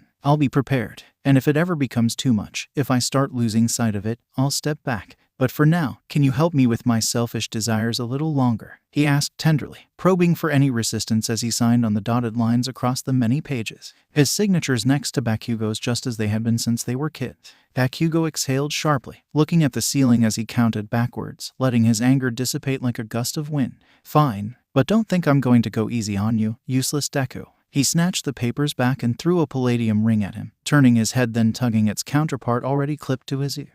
This left Midoriya flustered and off balance. I know I keep telling you to die, but you really want to make a widower of me so soon. He grabbed Midoriya's face from both sides and pulled him in for a quick kiss that lasted less than a second but felt like eternity as time stopped, letting go tenderly as he got up and laughed as though he had been crowned the #1 hero in Japan just now. You're always going to be my sidekick now, Deku. He laughed like a villain who caught the hero in some elaborate trap as Midoriya put away the marital agreement, shocked and taken aback by the suddenness of it all. Shitty ride or die, nerd. I'm heading out on a call, so keep this place together, okay? Bakugo barked as he stormed out of the office, tucking his phone into his pocket as he bolted to the scene of the crime. The events today sunk in much later after Midoriya recovered for what seemed like hours. A small smile struggled to form as the bittersweet news settled with him, a glimmer of hope shining through the embers of their argument with Kakin as always walking away the winner. And you're still my hero, Kakin, no matter how I think. With that confusion cleared up, the tension in the room had long since evaporated, allowing the changing reality to set in. Both had lost their parents, friends, and idols to the war, but they were building themselves back up in their own way, the war still raging. Izuku traversed the desolate remains of what was once Tokyo, a testament to the cost of life after the Great War. The government's shameless bureaucrats' focus remained on numbers, the economy, votes, and confidence polls. It seemed that only the worst individuals who had sheltered in bunkers like vermin had survived, while those with an iota of humanity had likely perished. Years ago, even students were pressed into active duty as heroes, which was unheard of as he grew up. But the devastation caused by Shigaraki's destructive powers, like an all-consuming bubble of vitriolic energy, wiped out countless lives, snuffing out the hopes and dreams of those left behind, families, lovers, friends in the blink of an eye, leaving no closure for anyone that day in the greatest act of villainy in the history of Japan. Izuku clicked the stud on his ear, activating the bone-conducting magnet, and pinged Kakin every hour he was on this rare government relief mission. Hope prevailed among the volunteers and relief workers, but that day, Izuku stood as the sole hero, holding vigil like the last candle lighting a boundless darkness. The convoy, carrying doctors and meager relief supplies, aimed to mend the hemorrhaging wounds of the desolate cityscape, felt like a bigger insult than if it had not departed at all. Through trial and error, Izuku had managed to silence the cacophony of the swarm in his head, allowing his mind to focus on the mission today as they were, more akin to a serene hymnal chorus on the calm cruising of the truck as it rode over the obstacles effortlessly. Only one thing had kept them in check over the years: the suicide bracelet Kakin had salvaged from Tartarus, concealing a deadly neurotoxin that could be activated at his command with the slightest twist. Each scar on Kakin's body served as a grim reminder that both their resolves were lacking in making the right call. Despite all of his bluster and cockiness, Kakin would have chosen his death for Izuku's survival any day. It had always fallen upon Izuku to pull himself back from the brink in desperation, snatching back the wheel from the dark passenger, always inches or moment away from the last light in his life being snuffed out. Since the trauma of that day, losing his mother and childhood home almost cost him the last person who had been there every step of the way. Knowing that Kakin had thrown away any chance of normalcy by deciding to come this far and now bound them together, Izuku knew Kakin would continue to live under the mercy of his emotional state, skirting laws, morality, and even his own safety for him. Every day since, Izuku had been cursing himself for his selfishness, flagellating himself with guilt that stung deeper than any poison could as he toyed with the bracelet, careful to keep the forbidden tech hidden under his sleeve. Lost in thoughts of Kakin's recent surprising but hasty proposal, Izuku managed a small smile, wishing he believed in himself as much as that blonde bombshell did. However, his reverie was shattered as the transport truck suddenly tilted, suspensions failing out beneath them with a deafening crunch. Nuts and bolts ricocheted off the chassis, puncturing the flimsy canvas and allowing rays of light to pierce the warped hollow iron cage that gave it volume. Bodies of the volunteers were strewn about inverted, some barely breathing, others moaning in pain as 𝐒𝐿 gradually regained his bearings. Assessing the sudden attack as the adrenaline kicked in and hymns of the swarm turned into the buzzing of a hive disturbed. A gruff voice echoed outside, bellowing the command, "Strip it down." Raiders, thought Midoriya as their footfalls crunched closer on the gravel road.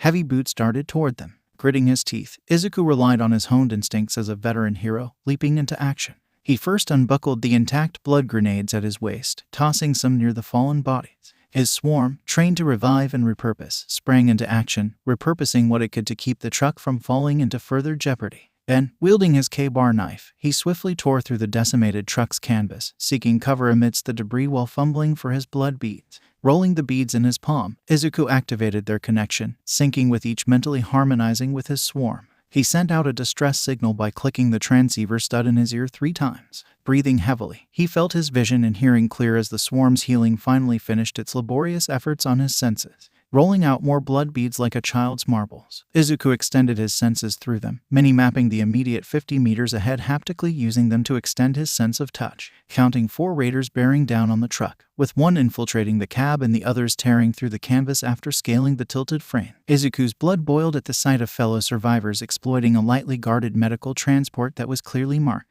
Clenching his fist, he was relieved to detect only one person inside the vehicle with his beads. Mentally commanding his swarm, 𝐒𝐿 directed their attacks toward the raiders' feet and the tires of the vehicle, creating a distraction as they dissolved the inorganic rubber, causing mayhem. Augmented by his swarm, he darted in like a devil possessed as he delivered decisive blows with his blood-coated hands and feet. Augmented and reinforced by the swarm, relishing the satisfying crunch of impact as the bones of raiders broke cleanly under each blow. Out here in the wastelands, there was no room for holding back. He reasoned with his more compassionate vestige that he could heal them later, but he knew today that wasn't the real intention, as he was using their pain to soothe his own emotional turmoil. Deep down, 𝐒𝐿 felt a true sense of defeat today.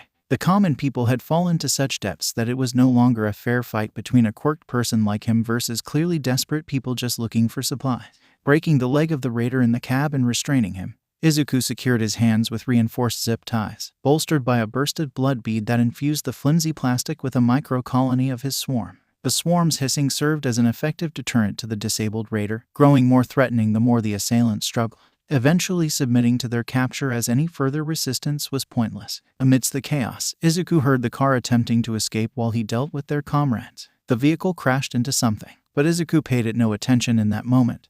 He would deal with the injured driver soon. Swiftly restraining the other 3 raiders, reinforced by his swarm-enhanced zip ties, daisy-chaining the last 2 to save time. However, his attention was abruptly drawn to the approaching horn of the sedan falling in a wide arc, inches from his feet, crushing 2 of the captives he had restrained. Midoriya was left horrified and stunned by the sudden attack. With a groaning thud, the metal warped, and the sedan landed on the truck, piercing the fuel tank. Panic displaced his shock in 𝐒𝐿 as he realized his remaining moments were numbered. Driven by instinct, nature, or the buzzing swarm itself, he dashed away from the imminent explosion, stumbling and clawing on all 4s to regain his footing, desperately distancing himself. The explosion's shockwave struck him, sinking his heart as he realized all the people he was supposed to save were gone just like that, his efforts utterly futile from this senseless attack.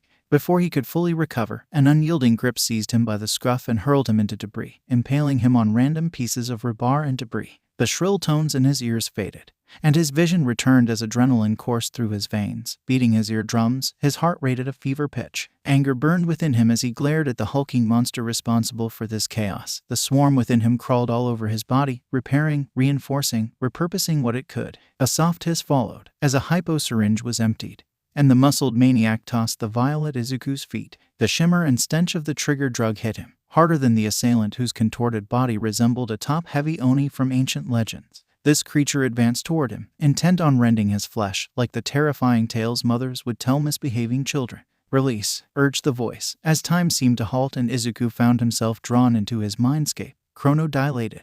The towering figure loomed over him, dwarfing him as his consciousness waned, another hand inching closer to take control of the wheel, the clammy, cold fingers pressing down hard. Like always, it was never going to ask him, so he had to force it to. Gripping his bracelet, 𝐒𝐿 disengaged the lock with a hydraulic hiss, causing the dark passenger to loosen its grip in his mindscape. Though it shared his mind, their hearts could not be more divergent. Even malevolence recognized that survival trumped annihilation as it submitted, the grip on the wheel loosening. "Help me," Izuku commanded, seizing the hand that was pulling off the wheel and putting them both squarely on it in his mind.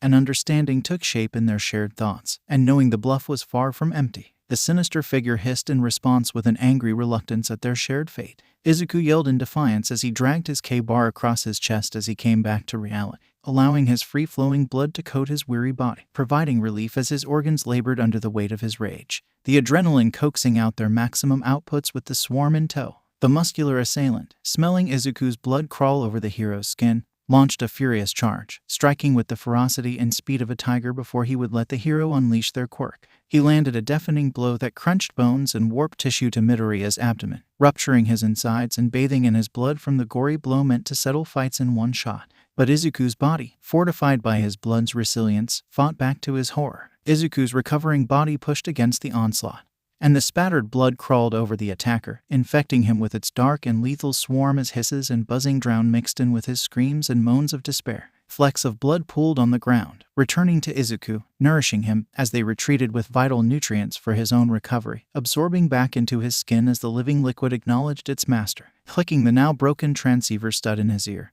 Izuku felt anger welling within him. The time for communication was lost in their battle as he knew the reinforcements won't reach him in time. He hobbled over to the thrashing and tormented monster, his swarm mercilessly dismantling every layer of muscle of the villain, soon-to-be victim. He averted his gaze, refusing to humanize the creature that had extinguished so many lives. For what reason? He couldn't help but ask one question repeatedly, spitting blood with each utterance as he kicked this thing in frustration with as much force as he could muster, feeling muscle and bone crunch and sever from his augmented kick. Why?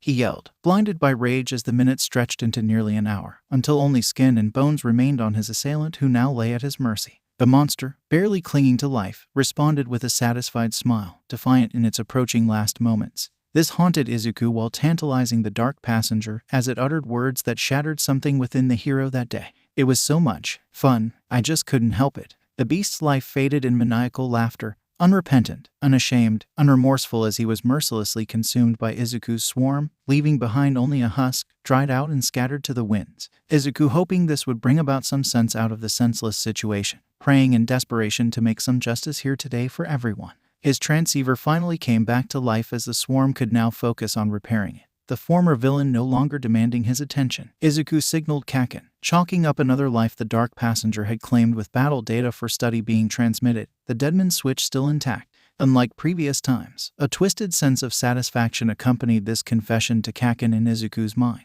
For once he felt free from remorse for ending a life, the temptation of it being so simple yet effective, so messy yet thanks to the dark passenger he could absolve himself of any guilt. He got about to salvaging what he could. Izuku began his walk toward the refugee camp a few clicks away in the shattered cityscape. His swarm enveloped him like a dark cowl as the clouds darkened above, night shadow overtaking the setting sun, unleashing rolling thunder and lightning that Japan had known more frequently since the war. Amidst the raging tempest, he fell to his knees in front of the refugee camp as he cried out in anguish and despair, a beaten hero unable to save anyone, not the raiders, volunteers, or villains, but most tragically, himself as the refugees rushed towards him, catching him as he collapsed. Finally, the swarm fell into a deep low hum as it was tired as him. He took comfort in this as he finally let himself fall into a comforting darkness, the weight of the day dragging him down to the depths of the void space in his mind. Full circle, Izuku had been dangled in the chasm, the darkness absolute, still, serene and calm like deep space. In his mindscape, time had lost all meaning. Anxiety, melancholy, no emotions could not access him. Even the omnipresent humming and chittering of the swarm was absent in the abyssal mindscape. Despite all senses shrouded, he heard a distant beep ping his ear from far away faintly. He felt a machine that was breathing for him, feeling every compression on his ribs as it forced him to breathe. A tingling sensation crept up his body as the whispers of the chittering swarm returned, louder and jubilant as black blood spewed out of his every orifice into the water, the mass of dark goo taking the form of the dark passenger. They stared each other down malevolent till he stabbed Izuku through the heart and hooked his claw into his rib cage, twisting it deep to secure them both as it rapidly ascended with its cargo in tow. Izuku in a panicked state, the rapid development leaving him no time to react as the darkness faded around him. The dim rays of light shone through, stabbing Izuku's eyes that had long forgotten their brilliance, the shimmer of the surface dazzling and disorienting him as the herald of the swarm wound up its entrenched claw with its body, twisting itself in an inhuman stance, building tension and force up as it hurled him with a demonic might that struck Izuku with severe whiplash as the rapidly closing surface of the water slapped him, feeling like he was breaching through a solid wall. Izuku finally opened his eyes in the real world. Looking down his chest, he was horrified by the massive needle that was being retracted with mechanical whir from his chest as a familiar voice squealed in glee, "Bakugo, my baby worked."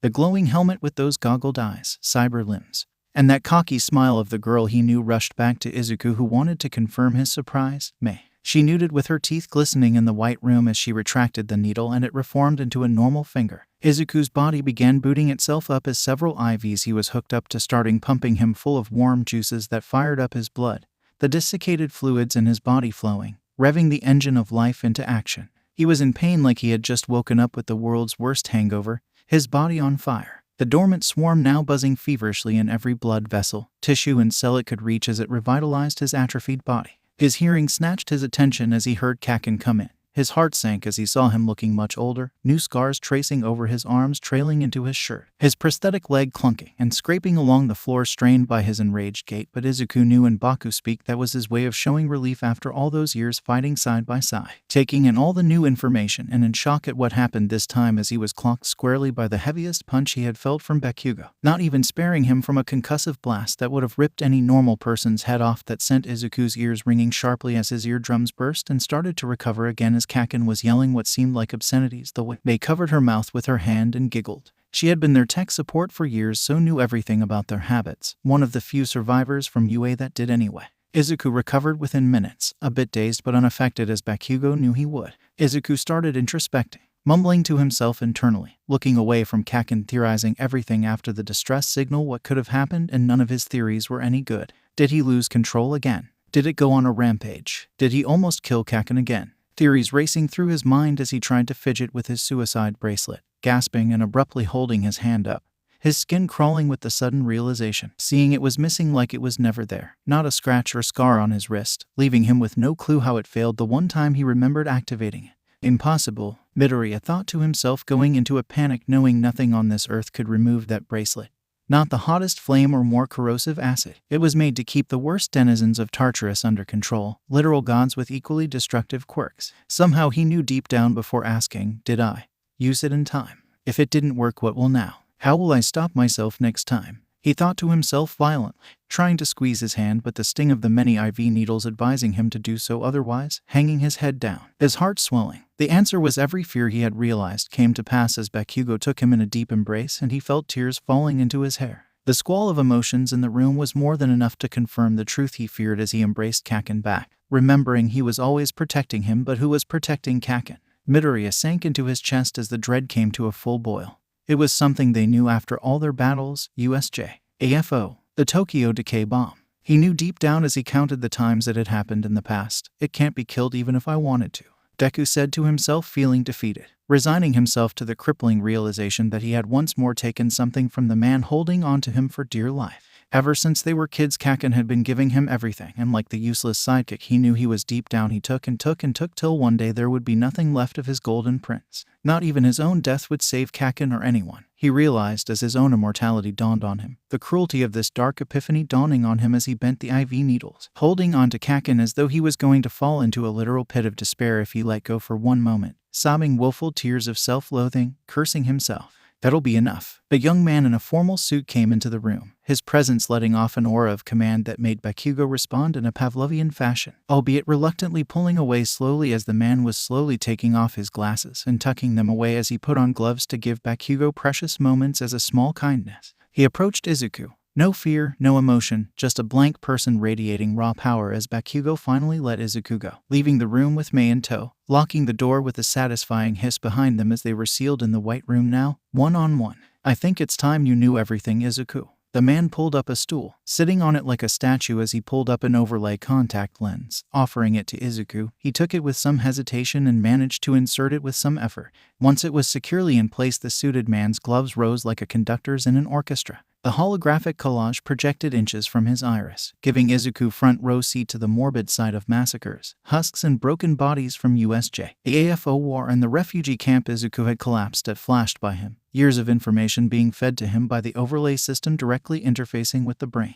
As Izuku took in the most recent incident at the refugee camp, what horrified him more than the deaths he had caused was the time and date stamp, which was 5 years ago. This dealt Izuku another blow he felt harder than the punch that had nearly bisected him on that mission, as his anxiety was reaching dangerous levels and escalating to hypertension. "You have no options now, Izuku," the man sighed, pinching his fingers to end the information dump as he took off the gloves, slowly peeling them off and wrapping them tenderly and neatly as Izuku's world collapsed around him. As far as anyone is concerned, the hero known as Deku died 5 years ago on patrol in a raider ambush. The raiders went on and destroyed the camp at Deku, killing hundreds. The young man said in a matter-of-factly tone, like he was reading a list of ingredients on a box. "You have been reclassified as Category 3 Quirk Singularity, Type E, and redesignated as Asset Name Shade," he said in that cold and emotionless tone as he tucked the gloves away in his coat and faced Izuku, who was being slowly covered by the swarm once more. "What? Who? I. Izuku dug his nails into his skull, the IV tubes snapping. He was clawing away as he let out a feral cry of anguish from everything. Kakin had warned him about all this. He chastised himself internally. Why didn't I listen? Why couldn't I just stay back? He reprimanded himself in his turbulent thoughts as the swarm began to emerge again in his mental crisis. A klaxon blaring, the white room now turning red from its light, as the dark passenger was grabbing at the wheel. This time everything just cut to black as something wrapped around his head, feeling like a wave of cool metal, encompassing his head like a helmet made from something that felt like his blood. His own swarm caught off guard by this tech as there followed one massive shock that felt like he was being barraged by a never-ending bolt of lightning, left him paralyzed. The alarms died down and the room was returning to white. The young man calmly sitting there as he put on his glasses again, perking them up like Ida once had, holding up hand up to signal Mei and Bakugo to hold their position in the doorway, stopping them from advancing, as the last words Izuku heard were, "Debrief Shade here, Inferno." As the helmet clamped down on him, his world went to black once more. Izuku woke up to something warm. As he pulled away, it pulled him back. In his dazed state, he struggled against it at first, but as his senses returned and the metal shroud pulled back, he was hit by the well-remembered sweet smell of nitroglycerin mixed in with salty scent of tears he had known for many blissful years. He felt around like a newborn animal as his vision slowly came into focus. He was in bed with Kakin. Soon as the welcome realization washed over him, he just pulled him in, tracing and counting the scars on his back. The tissue he forbade Izuku from healing, though one prick of his finger he could do that and much more for the man he loved. Kakin had warned him he couldn't till the day he could fulfill his promise and make this power his own. Till that day, Izuku's punishment from his partner was to see the damage he can bring others if he loses control. Something he had failed to do now repeatedly. The herald always seeping into the gaps created by the worst situations where an apocalyptic blast would be the best outcome. Izuku always cursed himself for his weakness and wished how much he could be Bakugo, always so sure of himself, knowing he can take a hit and never get up. He could shield Bakugo from anything, but everything he had lost was at Izuku's hand, and he was stuck with the morbid fact that even the suicide bracelet had failed to kill him and his quirk. He felt the plate at the back of his head, the cool metal holding in the swarm-like shroud. He was curious what it was and how it worked, but he was thankful for once something did. He was too old now, hitting 30 with Bakugo, yet still looking not a day over 20, not a single scratch on his body. Every cell, every tissue, every organ meticulously maintained by the everlasting swarm. If only he could make it only his. Bakugo stirred and growled as he slapped Midoriya's head, wincing as he shook his hand rapidly, having hit the metal plate now firmly implanted on his skull. Fuck, never gonna get used to that. Got him round eyes. He cussed as he wrapped his other arm around Izuku, massaging his knuckles as he looked deep into his eyes. Welcome back, Sleeping Beauty. He smirked in that cocky grin that made Izuku feel for all over, trying to pull away as Kakin tried to land a peck on his lips. The angry blonde just grabbed him, pulled him into a kiss that went deeper than any thought and stopped time itself for Izuku as his heart raced, letting Kakin take the lead, his leg tracing Bakugo's till he felt the nub that ended at the knee. Kakin broke the kiss reluctantly as he rolled to his other side and pulled Izuku into himself like he was using the smaller man's body to blanket himself. This was always the position when Kakin would lay hard truths and tell Izuku what was on his mind, and he knew this was going to be different than all the other times as he gulped. Deku, just shut up for a second. You're thinking so loud you won't hear the sense I'm about to knock into your useless head. Fucking loser. He growled with that commanding tone as he tugged on Midoriya, closing any gap between them, both of them feeling the other's heartbeat. Once Midoriya's heart slowed, Bakugo chuckled and continued what he had to say. Green's our boss now. Bakugo growled. He's Ida's shitty brat who's grown a few balls but no fucking brain as usual like jet legs. He chuckled, reminiscing about their long-gone friend. I've been working with him and what's left of that shit show full of extras in the government. There are no more heroes, police or whatever left. Everyone's just been glued together like some shitty macaroni art to make sense of whatever the fuck they tell us will bring back this fucking country. Bakugo said with venom in his words. I don't like them and they don't sure as fuck like me, okay, so don't go fucking this up for us both. He growled, his heart racing as Midoriya knew the big blow was about to land.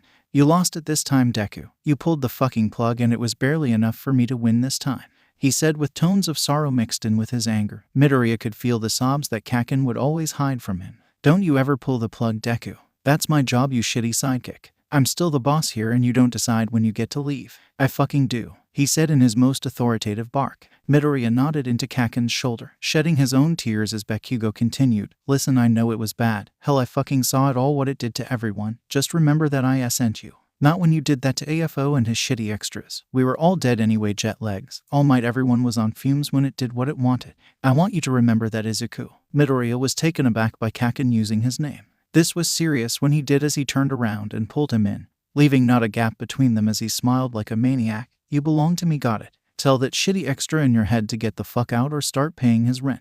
I can't stand it thinking that it can use you like that anymore, he snarled in a low and terrifying voice, the vibration from his burning conviction sending goosebumps through Izuku's body as his tears were being wiped by both of Kakin's tears. So long story short, you useless sidekick. I shoved my foot deep up its ass, pumped all the explosive power I had into it and then some, he said with a maniacal chuckle. The laughter rebounded in the room as though he was telling the greatest joke ever, Midoriya feigning a nervous grin as Bakugo re-engaged his predatory glance, looking into not his eyes but clearly calling out his dark passenger that sent a spike that made the plate on his skull vibrate a little. Anyway, May came with Green and his goons. They dried you out so you couldn't do anything. No bracelet, so May's designing this baby. He tapped Izuku's headplate to indicate what he was talking about. It took 5 fucking years for Round Eyes to get enough of the boys in your blood to play for our team mixed with yours truly. He held a thumb proudly pointing at himself. Mixing my awesomeness into her baby, now the shitty extras in your blood can't beat my DNA.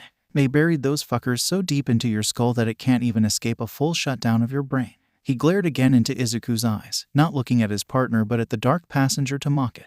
Now you have no excuse, Deku. You tried being a hero, so shut the fuck up and stay in my shadow, got it, you useless sidekick. He poked Izuku in the chest, burying his finger until Izuku winced and nodded slowly, smiling back. Worship me, you useless nerd, he roared as he smirked at Midoriya and his dark passenger. Midoriya was about to say something before Bakugo just pulled him into another deep kiss and this time did not let him go. Midoriya just submitted and let himself succumb, grateful for the warmth and comfort, stroking the plate on the back of his skull, feeling gratitude for another extra mile that Bakugo had gone for him again. He had no more excuse to fail now that Kakin would be with him no matter what. Izuku, Midoriya, Mr. Green clicked the stylus, scribbling away at the tablet in his hand. A relic of a long-past era, but the prestige of writing with one's hand still made people feel respect for those who upheld such traditions. The same cold man who radiated pure power, showing not a hint of fear from the dark passenger within Midoriya, even gave him a comfort to be able to open up to him during their debrief. Your alias for the records in this conversation will henceforth be 𝐡.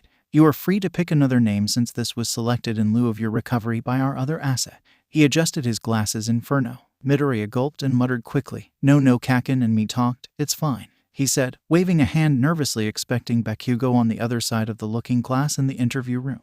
Right, Green replied, lacking interest with an eyebrow raised, hinting that might as well be the case as he moved on. Now, as you know or don't know, there is no official government despite the elections long have been held as a gesture to placate the masses and give them something else to worry about besides starving out there. Waving his hand like he was reading off some boilerplate disclaimer, Izuku just nodded so they can proceed. So here we are. What is left of any and all armed forces, civil services and secret services came under one umbrella as the Public Peace Service, not like money matters anymore but people still do in our line of work. He looked at Midoriya more as a useful thing rather than human before returning to the notes he was reading off. Just so we are clear, you will only answer to and be addressed by 𝐡, which will be your operating asset name.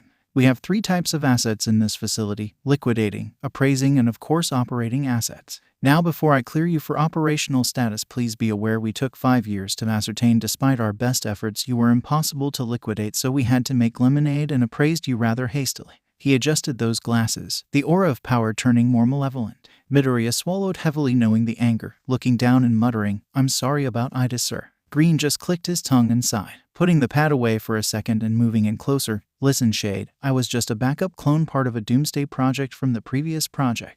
Just like you, I had no say in whatever all this is now, but do not mistaken me for him. Like he was putting the mask back on, he pulled his chair back and started reciting like a parrot from the pad, just playing the part for the cameras. Now we have tried to exorcise your demons figuratively and literally, but Inferno informs us that you show promise in evocating this thing to your will now that 𝗵𝗃 has been confirmed to be in working order. He tapped the back of his head to signal the plate that Midoriya was sick of everyone reminding him about something he could not forget even if he wanted to, just acknowledging with a curt nod. Demonologists used to believe the first step to evocating a demon and binding it to you was to know its name.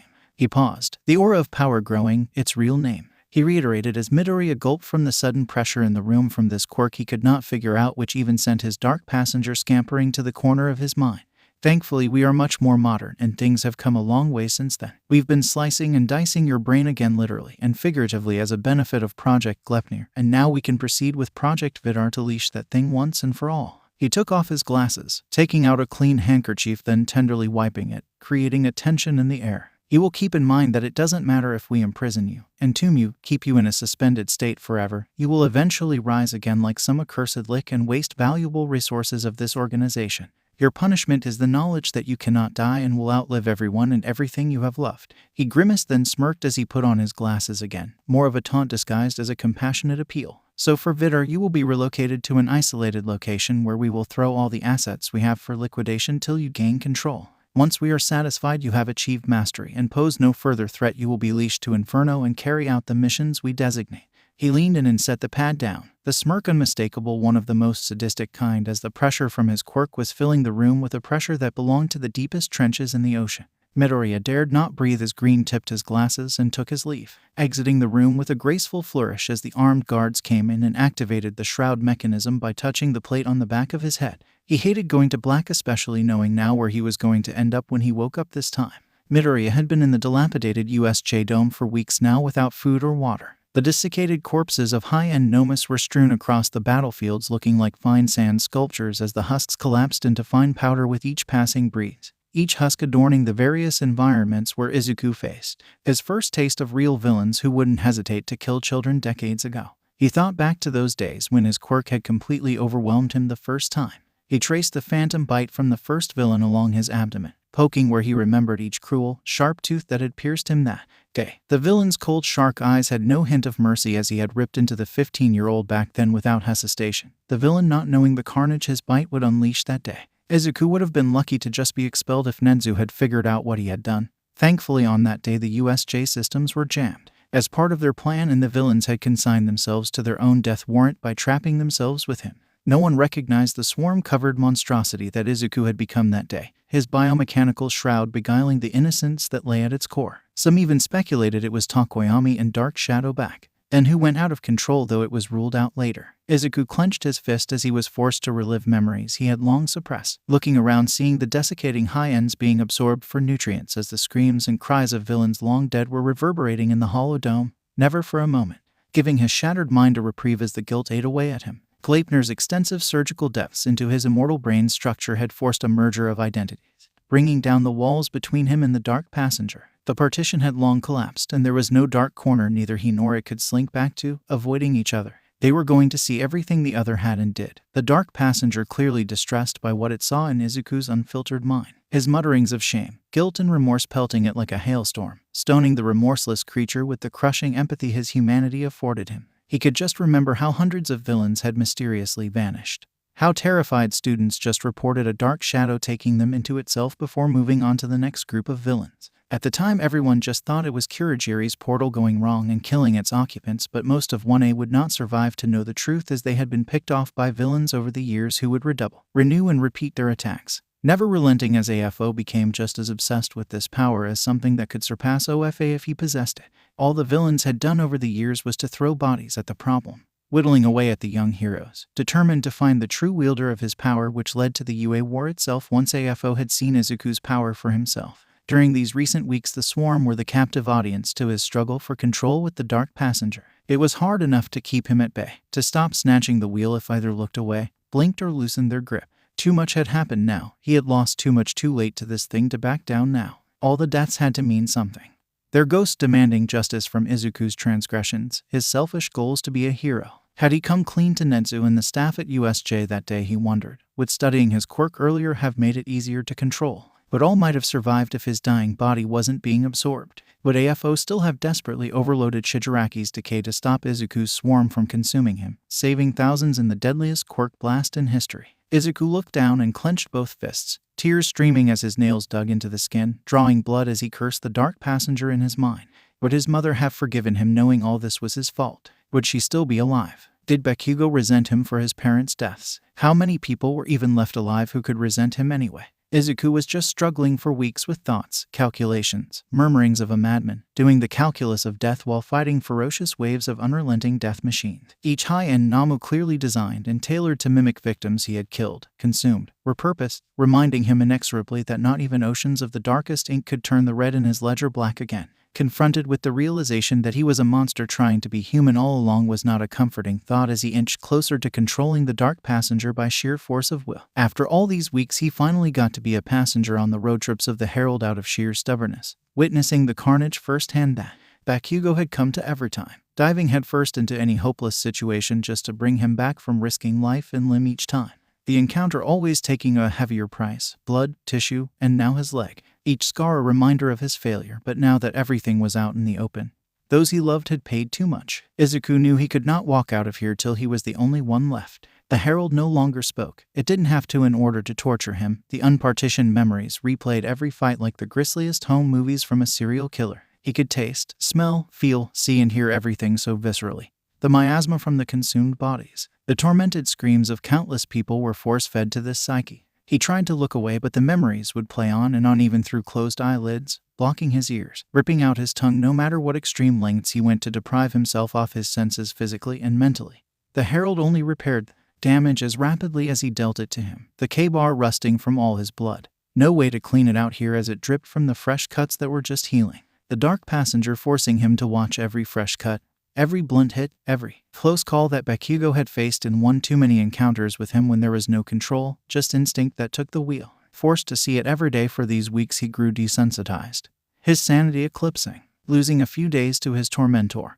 The epiphany struck him harder than every blow he had taken in his life to that point, as he had imbibed so much of the psychological flogging. "It's me," he whispered, looking at every fight in a new light. He finally understood, the angle changing, the tone shifting of the memories as he gained objectivity. It never tried to kill Kaken. It only pushed him back, never closing in for the kill, always keeping him away.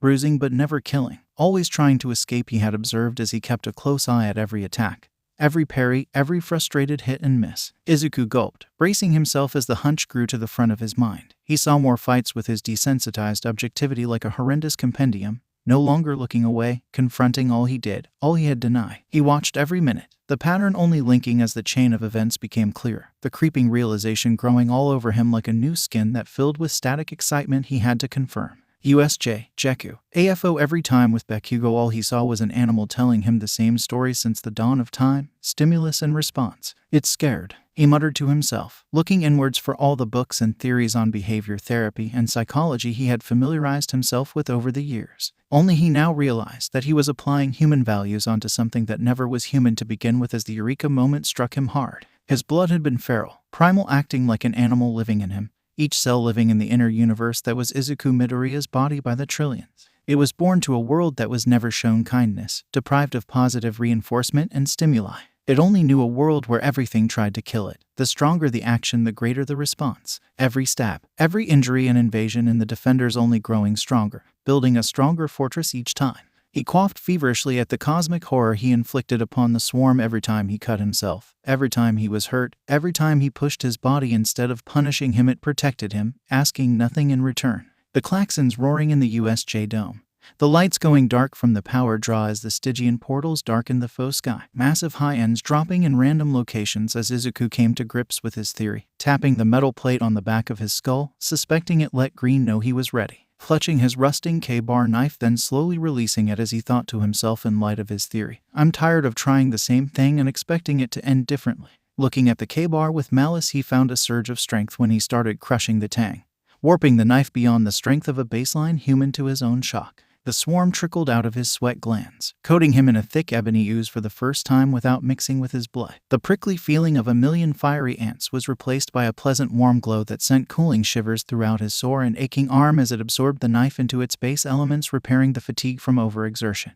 The knife vanishing on command felt like the relic of a self-flagellant masochist curse dissipated, leaving Izuku more confident of his theory as the swarm finally warmed up to him. "I'm sorry for never asking," he muttered to himself as the oozing mass of swarm drones continued secreting out of his pores painlessly like sweat. The ebony fluid coalescing more cleanly now, the real power of his quirk awakening as he harmonized in a symbiotic way with this new life. He finally opened his eyes. There was no longer a passenger. He felt two hands grab securely on the wheel, shocked to see they were both his. Looking back in his mind, there was no more dark passenger he had to contend with. It had always been a reflection of himself. Izuku had been holding himself back with every doubt.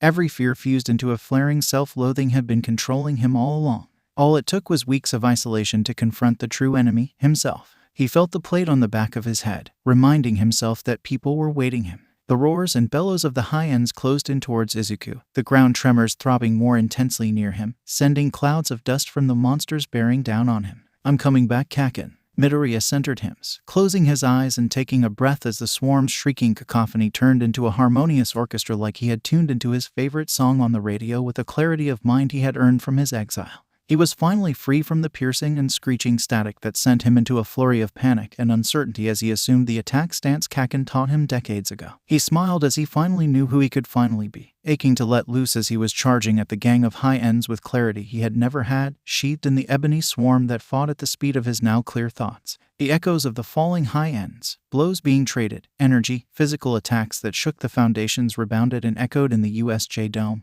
rumbling the ground fiercely as silence returned to the dome as the sun was setting in the faux sky. The Stygian portal opening once more in the distance, small enough for Izuku to leave. Shade was finally born. Green had been staring at the massive skyline from his 50th floor office in the restored Roppongi Tower, one of the first buildings restored since the Reconstruction nearly a decade ago. The arduous years dragged on begrudgingly for Neo Tokyo like a giant taking its time rousing from a deep sleep.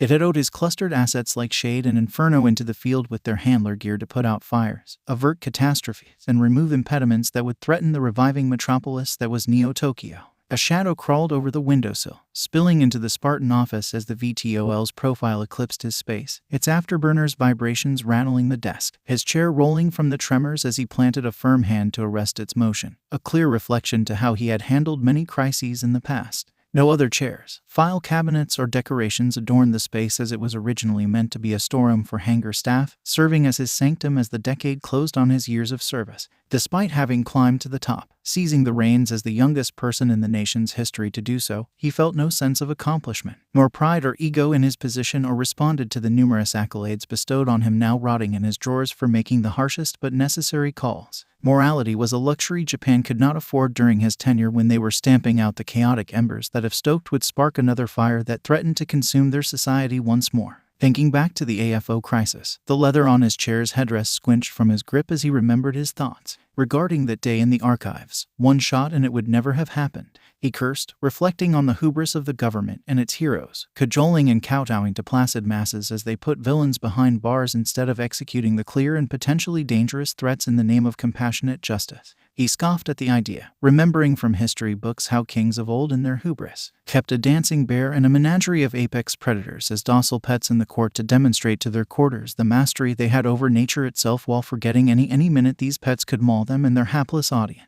He chuckled a bit, stinging from the irony that he also had his own menagerie of dancing bears. His operating assets, some he never dropped the possibility of liquidation, and others he was still desperately seeking the means to do so. All his efforts falling in vain while holding out hope that one day there will be a breakthrough to remove the threats they would pose if he didn't nip them in the bud today in the name future generations. No one ever thinks of the future when they are haunted by the past and too busy placating the turbulent present, he thought to himself. Green was an introspective person who kept most of his communique through texts and cryptics, but today he was forced into the upcoming meeting reluctantly as he knew the future of the PPS now. Despite the agency's roots that had long since emerged, the dying light of hope from the primordial destruction which guided back Neo Tokyo to this point of recovery. The streets bustled once more, millions of people taking up residence once more in the faux peace that the PPS had given them. Green felt like a charlatan at times for what the politicians had overpromised and how nearly too many times he could count by razor margins his teams had delivered results and averted another AFO-level crisis by some miracle time and again.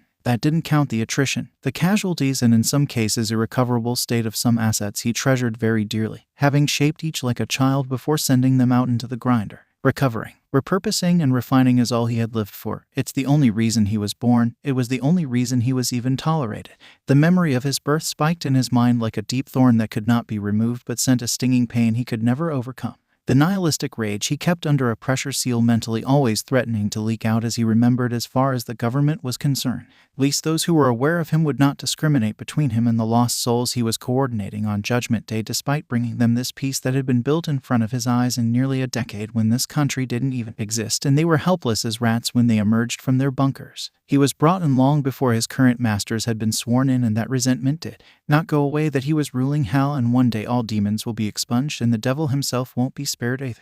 Taking a seat, he looked through his correspondence on the holo overlay, swiping through the legalese and operational jargon. Muttering to himself, he caught himself again and growled internally as another spike of self-loathing was surfacing like bubbling magma, threatening to burst the caldera of his mind. As much as he tried to deny it, he was too much like him despite every effort to distance himself from that person. The reason why he was born to recapture a fallen glory from the era of defunct men prancing around like it was some perverse masquerade. The heroes and villains were just a dance of Manchesters in his mind, their sense of justice some comical bread and circuses spoon-fed to the gullible so they would let the politicians do what they wanted long as they had their peace. Insanity, all of it, trying the same thing over and expecting things to be different.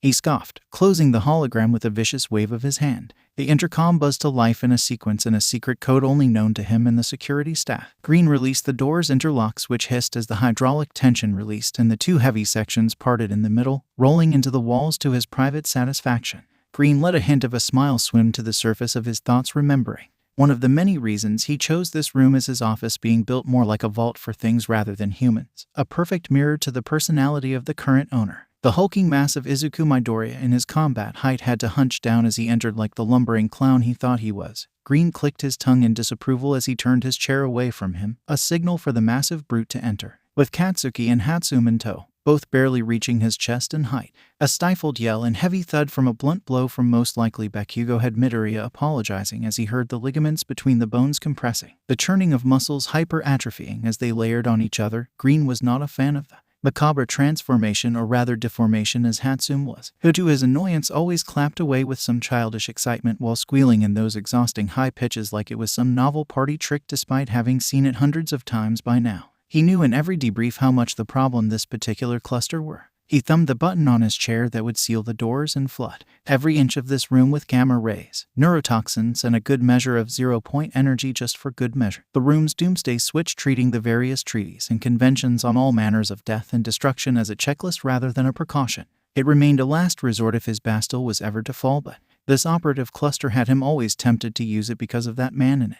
He rolled around to face them in his chair, interlocking his hands and shooting them that deathly stare. The calm Green, fuming internally but very serenely, commanded them report, in the coldest voice that would freeze your blood as his murderous Quirk projected his insidious aura upon them. Everyone calmed down and snapped to attention, Katsuki always shooting that defiant glare at him. His muttering, unlike his insipid green-haired husband, was nothing but a barrage of muted obscenity. The 6-foot Midoriya, despite being well into his mid-30s, still muttered insufferably under his breath, still looking youthful despite his age and bulky stature. Hatsum, as usual being the handler, just cleared her throat like she was turning off the funhouse and was opening the conference room in her mind.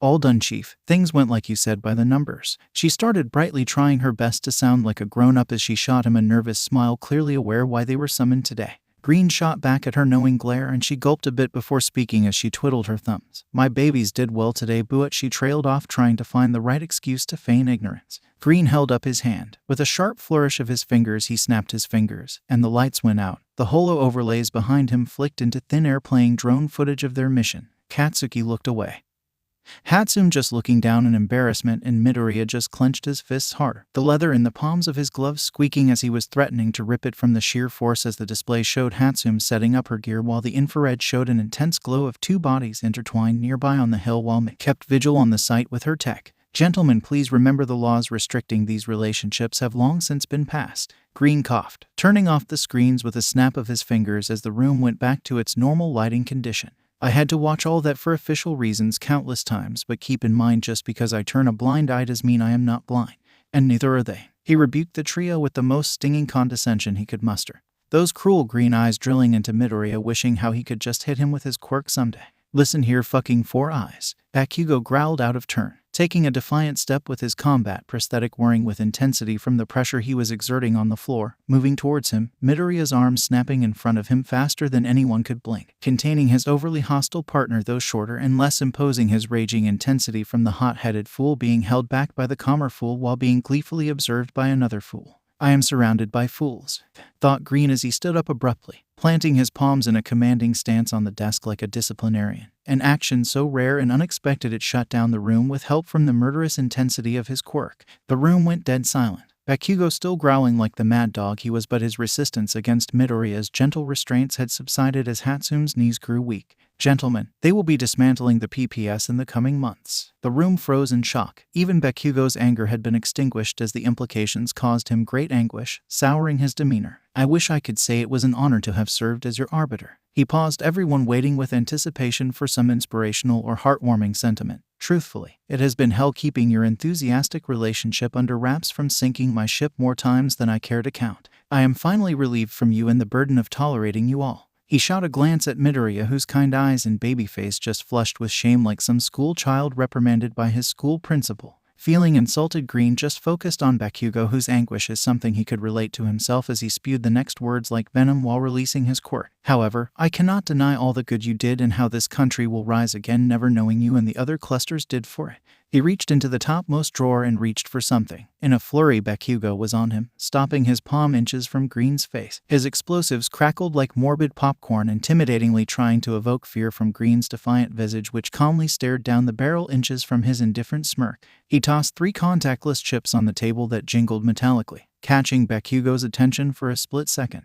Your kill switches, gentlemen. Please disable them as per my authority. Green said coolly as he stared down Bakugo, who eyed him suspiciously while keeping his crackling palm steady, picking one up, seeing his asset name on it. He anxiously tapped it to the base of his skull, steadying his quivering fingers, and with a satisfying beep he could feel something dissolve in him, effervescently bubbling as it did. The initial panic gone as the implant's vise-like grip on his spine receded, rapidly being absorbed back into his blood as it pumped more rapidly with his elevated heart rate. He pulled back his hand from Green's face with some of that earned trust going a long way. Seeing Hatsum, he tossed the keys her way, round eyes. Get that shit off my shitty sidekick now, he commanded with a relieved bark. Hatsum clearly rolling her eyes to humor him as she tapped her own implant first, giggling as she felt it release. Fading into the background, she was figuring out Midoriya's key as Bakugo continued his staring contest with Green. You a real fucking boy now, Pinocchio. Trying to cut our goddamn strings first so they're too busy chasing extras like us while you run off to fucking Pleasure Island. He barked lowly, grabbing him by the scruff now that he was free from the restrictions of the control implant after nearly a decade. Tempted sorely to deliver a flurry of punches he had held back all these years because of it. Green calmly looked at Bakugo and smiled genuinely, in the first time for nearly a decade.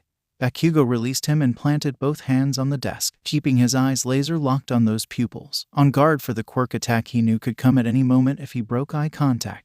Green just sat down and calmly locked his fingers, letting the hyperactive blonde take the command position as he backed down so they could have the conversation he intended as he pinched his desk. The holo overlay displayed a file that rapidly flew into Bakugo's view. The impatient veteran reached for the holo overlay. The more he read, the more color drained from his face, snugging out the rage. All he could do was just look with shame and guilt at Green. They couldn't have. Shitty fucking, he whispered to himself, muttering obscenities rapidly under his breath as he crushed the holo overlay in his hand. The projection, not being solid to begin with, did not satisfy his sudden urge for violence as he landed a blustering blow on the table, the explosion cracking the metal from the flash of rage as Midoriya and Hatsum rushed to him, each expecting to hold him back before he turned around and grabbed Hatsum by the hand suddenly. Tell this shitty nerd yourself, kid. He growled fairly as he dragged Hatsum to the door, kicking it impatiently as the mechanism indifferently opened again and the raging inferno dragging his former handler with him between the crack once it had widened enough for them to pass through. Midoriya stood there puzzled, frightened and concerned, looking at Green, who dusted his suit off, readjusting it as he went to the window and looked at the setting sun on the Neo-Tokyo cityscape. "It's time you knew the truth about me, Dad," he said in a familiar voice, one that Izuku thought was not possible, as he was floored by the statement in a way he had never known. "Dad," Izuku blurted out, steadying himself on the desk that creaked and groaned under his heavyset stature and strength, bending it in some places as the support joints struggled with the load as he looked at Green, who just continued peering out the window as dusk turned to night, with the silent moments that passed leaving them both minutes to contemplate and collect their thoughts for a conversation that was going to push them. Midoriya patiently waited, knowing after nearly a decade this was not a man to push when you wanted the right information. Green was definitely going to make him sing for his supper, especially since the PPS was all but dissolved. As of this moment he couldn't have a care in the world. "Do you ever look down at them and wonder why they give us power and why we give the government that power?" Green asked in a sardonic tone, holding his hand up to silence Midoriya before he could speak as he continued. "People are cyclical beings. They grow complacent and lazy as things get better, forgetting they are always a minute away from chaos." He snapped his finger to emphasize the point. "Just like that we go from chaos to order with the swing of a bloody pendulum, and yet we never learn our lesson."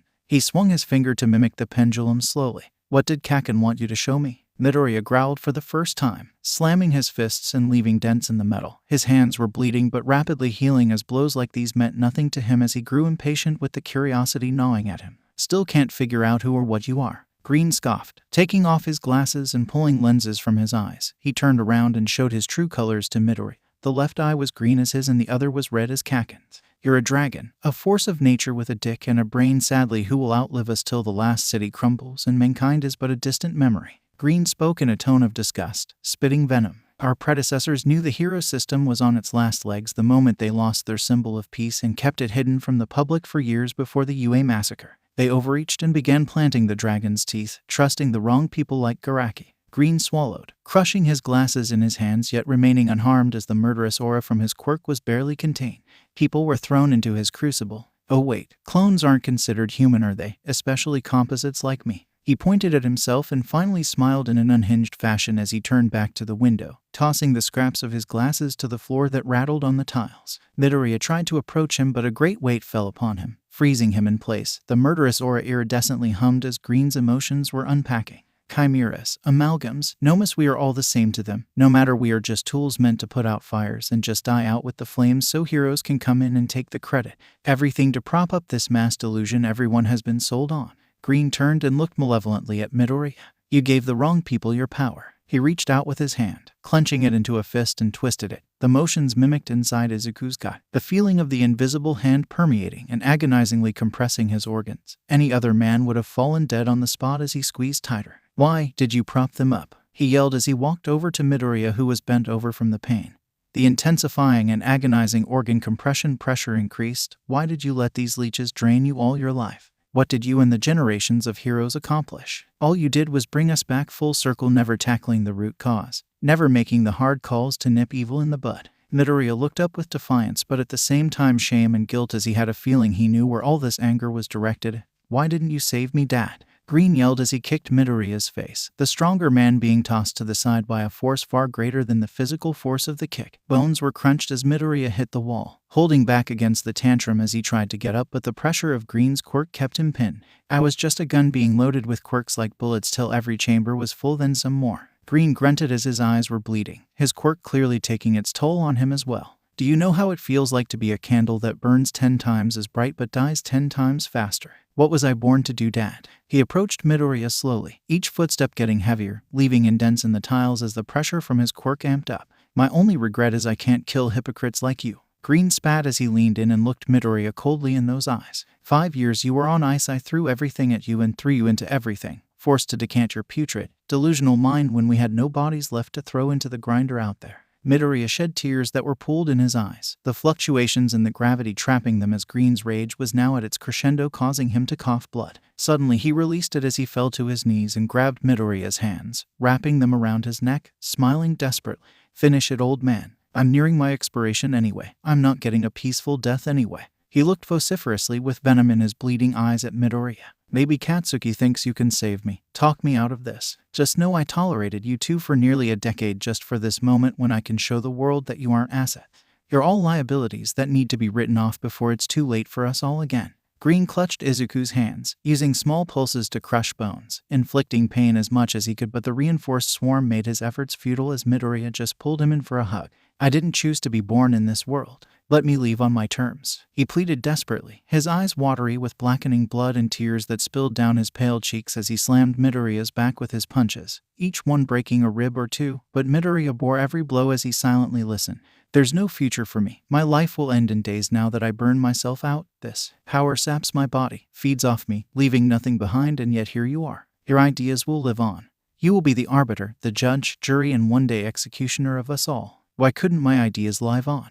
What did I do to deserve this twisted fate? He moaned as he gave up, the overuse of his quirk clearly exacting a monstrous toll as his body began breaking down, his heart rate slowing. Midoriya looked up, his wounds healing as he embraced his son, his hands seeping swarms that resembled dark mercury that rapidly absorbed into Green's body, trying to hold his collapsing and overexerted organs in place. Green's sobbing and moaning didn't stop as he tried to pull away, but Midoriya would not relent as he exerted his strength and pinned Green's arms to his sides as he continued to slow drip the swarm into his body. Is Green your real name? He asked, tenderly, acting as though there had been no harshness of words or blows that were just traded which had left their scars on the room. I was the only survivor in my batch. Green, it was the first words I heard, so I thought it was my name as I woke up. They never bothered giving me one, they were just reporting my status without acknowledging me. Midoriya wiped his tears and let him go. Getting up, he offered his hand to Green. I'm sorry you didn't get a childhood, meet people, fall in love, but I remember many people I couldn't save, and the one I wish I had was same as you.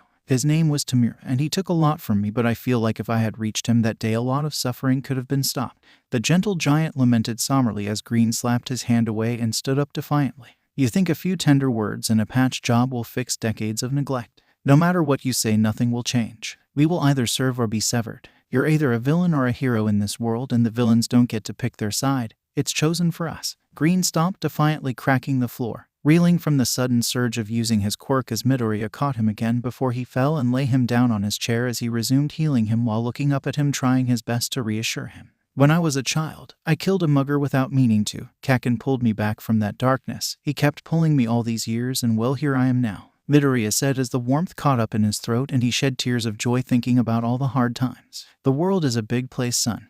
We can go anywhere, make up for all the things we couldn't do for you. Green sighed in objection, chuckling at Midoriya's naivety. You're the dragons and I'm what grew from your teeth that they planted. The world isn't as simple as you and him make it out to be. Midoriya held his hand and made Green look his way as he was about to press the button. The swarm had seeped into the mechanism, shorting it out, which drained the color from Green's eyes as he saw the circuitry spark. A faint wisp of smoke emerged. You're definitely my son, trying to take on the world. Push those you love away and become the villain if you have to.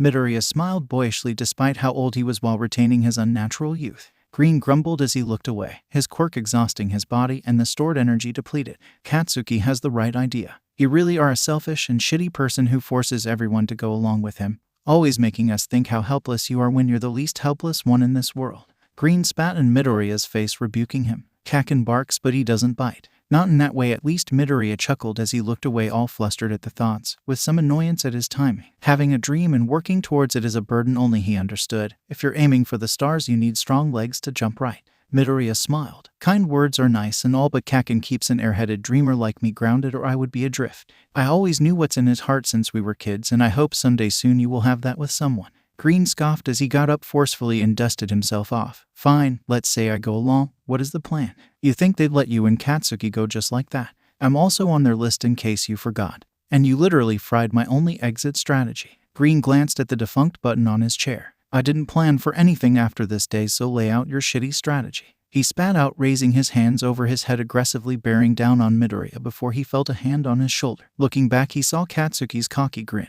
the grizzled veteran winding a punch that landed in his gut, sending him to the ground on his back. Kakin, go easy. I just fixed him up, Midoriya yelled, anxiously rushed to Green, looking him over as Bakugo cracked his knuckles, Hatsum in tow with their luggage and gear. Fuck off, Deku. He deserves it for being a shitty son and not telling his dads who he was for 10 years. Katsuki bellowed as he advanced on Green and picked him up roughly. Don't mind Deku here. He's a useless sidekick, but he's less useless sometimes. He barked as he slapped his bicep, showing off the smooth skin that had replaced the scar tissue. Popping his eye patch off, he flicked it at Green as he revealed a malevolent and cocky red eye staring back at him from under it.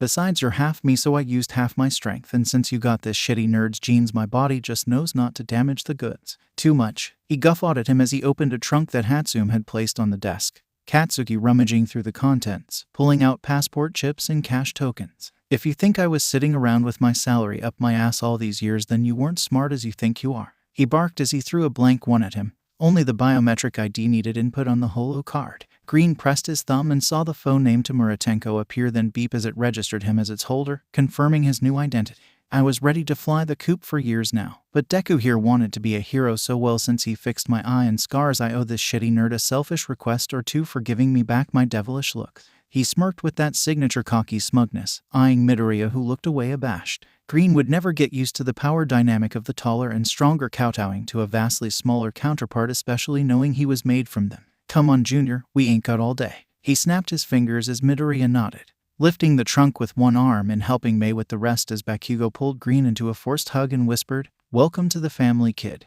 Now don't be a useless Deku like him and learn a thing or two from the real man." He chuckled as he pushed him in front, making sure Green went along with them, eschewing any thoughts of running as they walked out the doors towards the waiting transport VTOL. "I'm not in your way, I've never been, that's why I'm forfeiting today in front of everyone to show you that I'm your sidekick and I share your dream to be the best hero, but a number won't make you the best hero, and I hope you can see that someday you were always the best to me, a metal Kakin."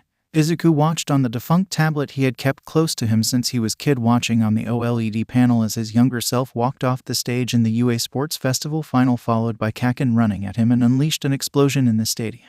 That day that broke every camera and caused a nationwide panic with the sudden termination of the broadcast. "Remember what I said when we were facing expulsion for that shit-freaking nerd?" Bakugo sat down, resting his restored organic leg on the coffee table, eliciting an annoyed twitch from Izuku, either from the memories he was stirring up or the gratitude Kakin had been showing him that he was not accustomed to. "You told me you'd kill me if I dared to give up my dream of being a hero in front of all those people," Izuku said in a huff, pulling Bakugo's lighter frame in.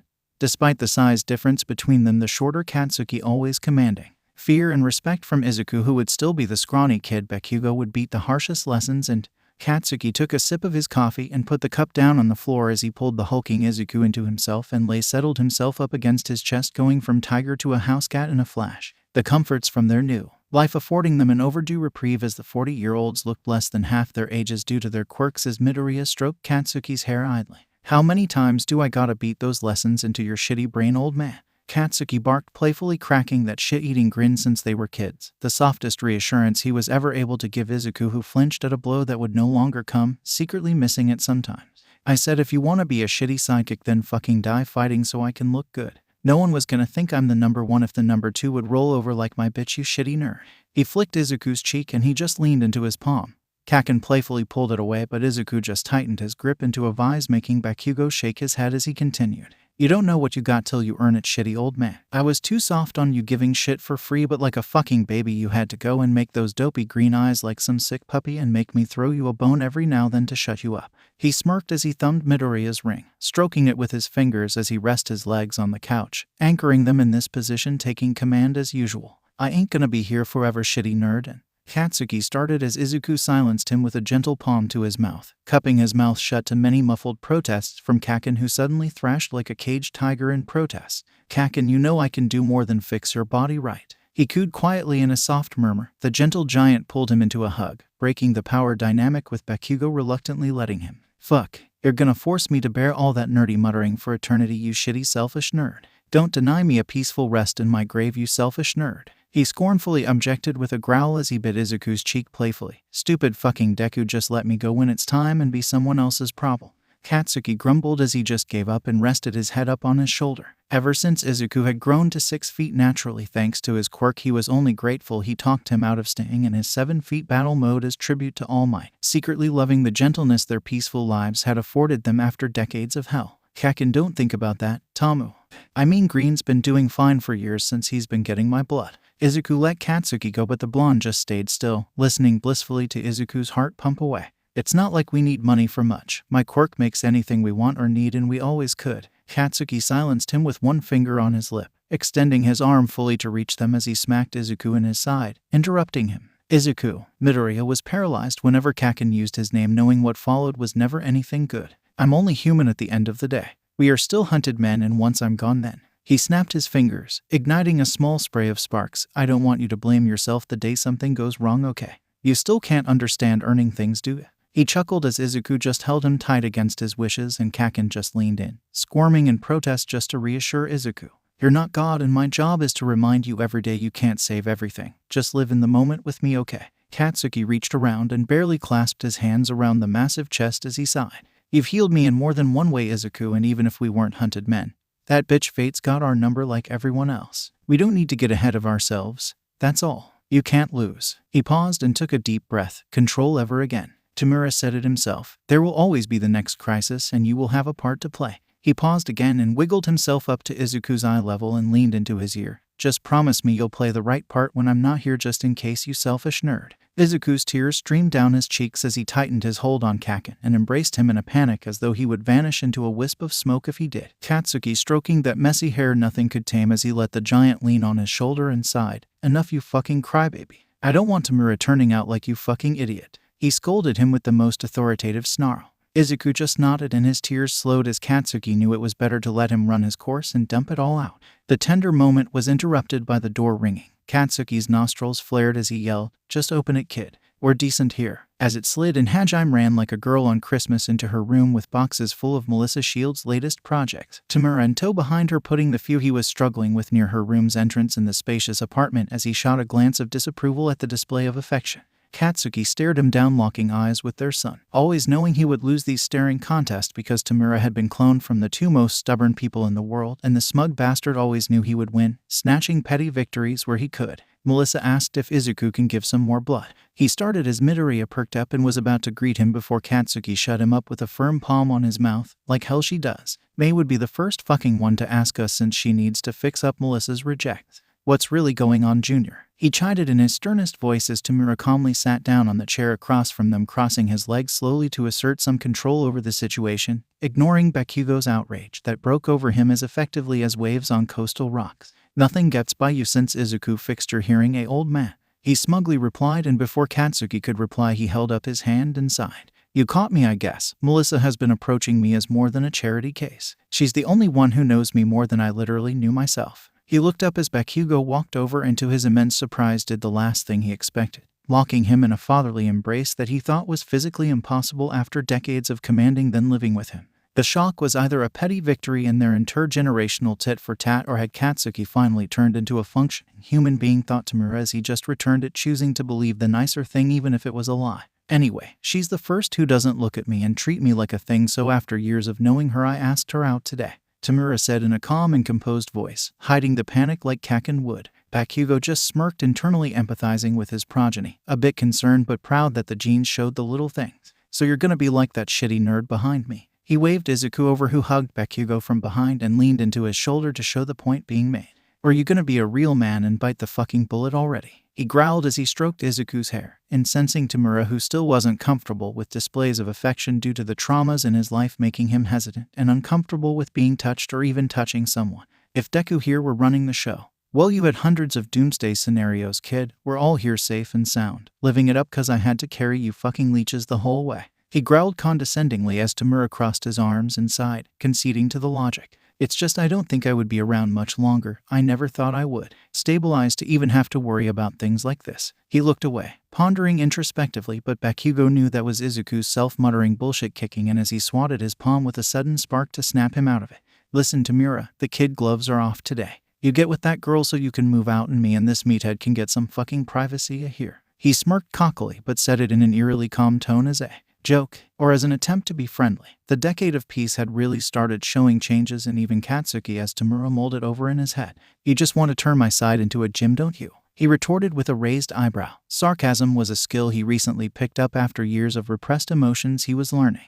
Maybe I just want to wander around in my birthday suit all day without you shaming me, kid. He spat back cockily as he headed off towards their side of the penthouse. Better get going before she changes her mind, kid. She's just like this shitty nerd here and we're about to enjoy ourselves and I ain't locking the door just for your convenience, kid. Katsuki said calmly and coldly, mimicking Tamura's voice back when he was running things to mock him, punctuating it with a middle finger to Tamura's indignation.